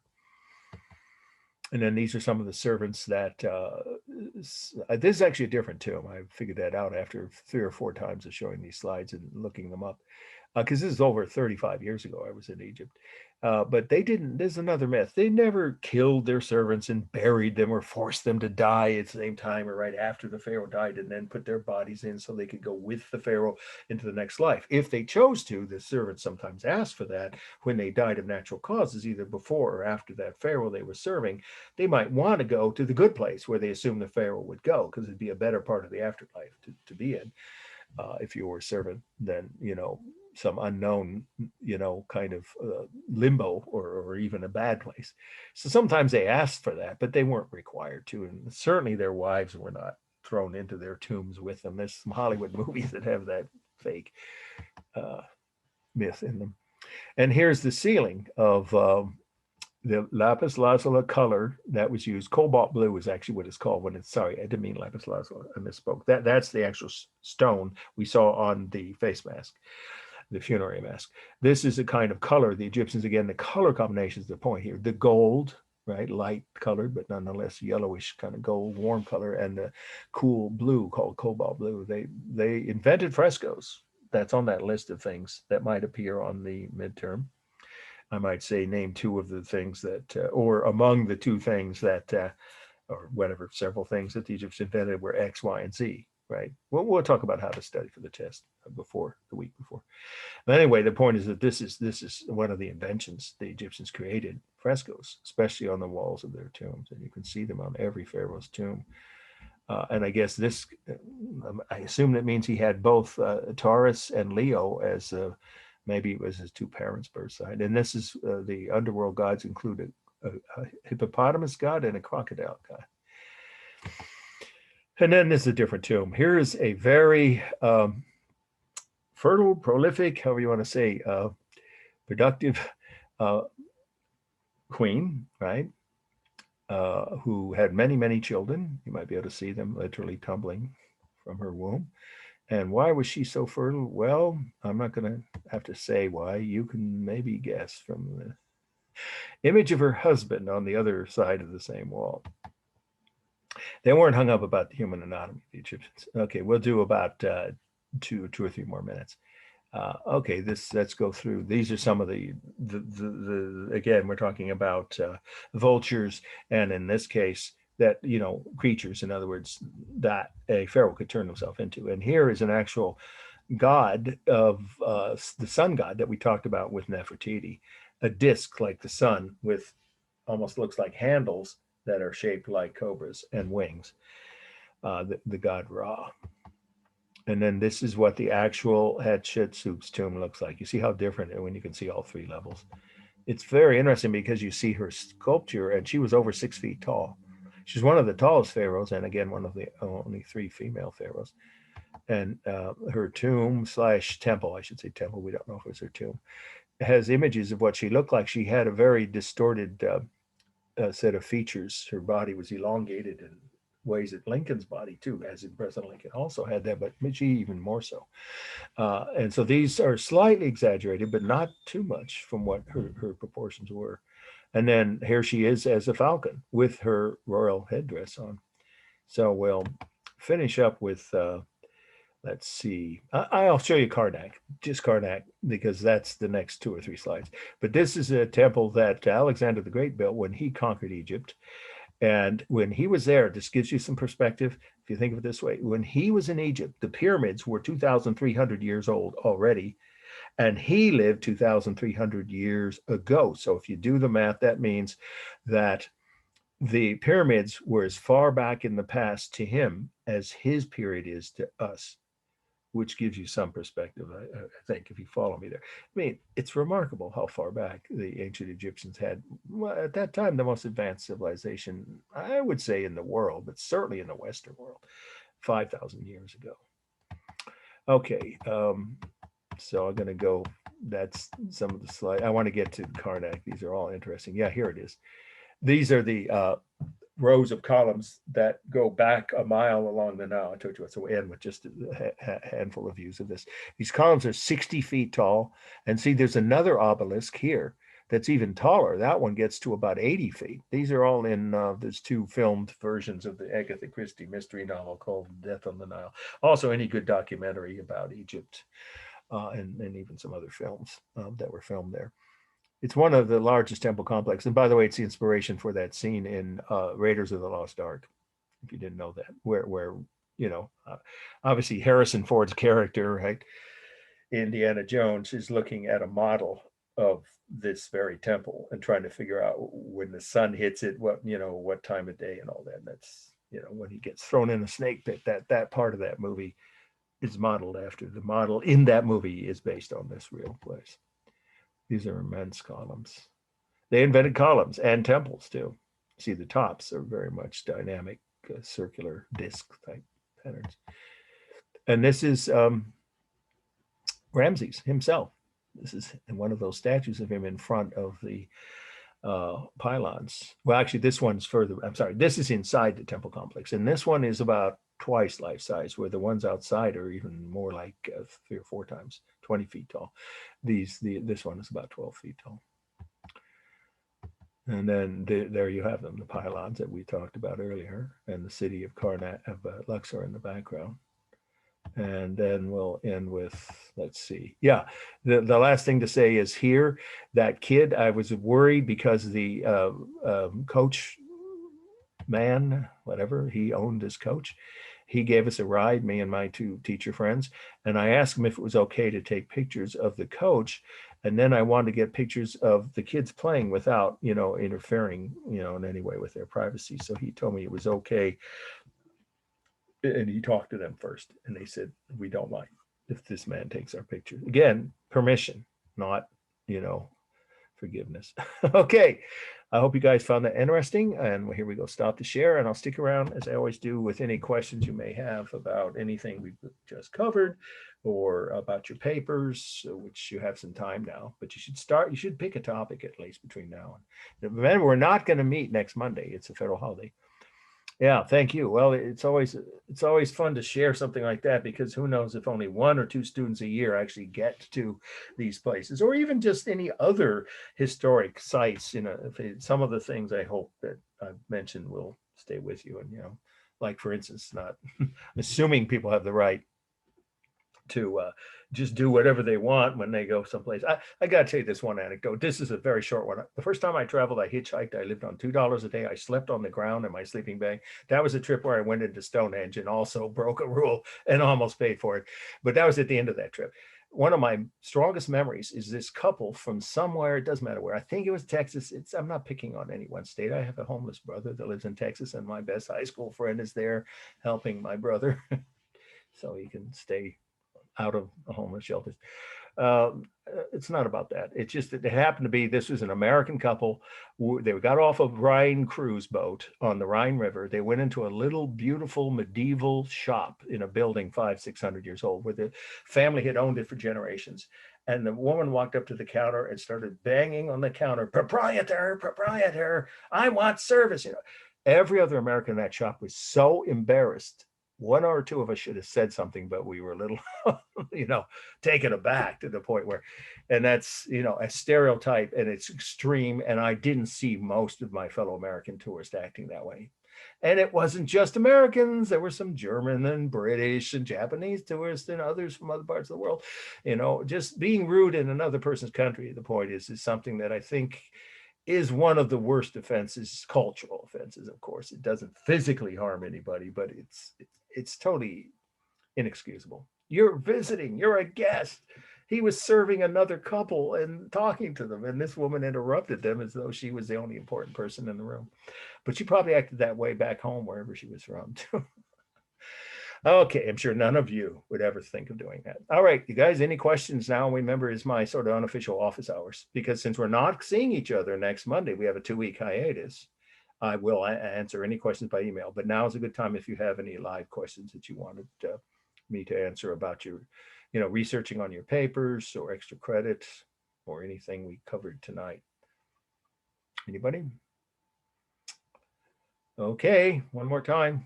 Anybody need any urgent answers to anything? All right, I'll check my email every day except Saturdays, is the family day I have in my house. But you'll see the video if you missed part of this on YouTube, posted by 8 p.m. on Friday. All right, you guys, take care. Have a good break, a good holiday weekend next weekend. Okay, take care. Bye. Good night.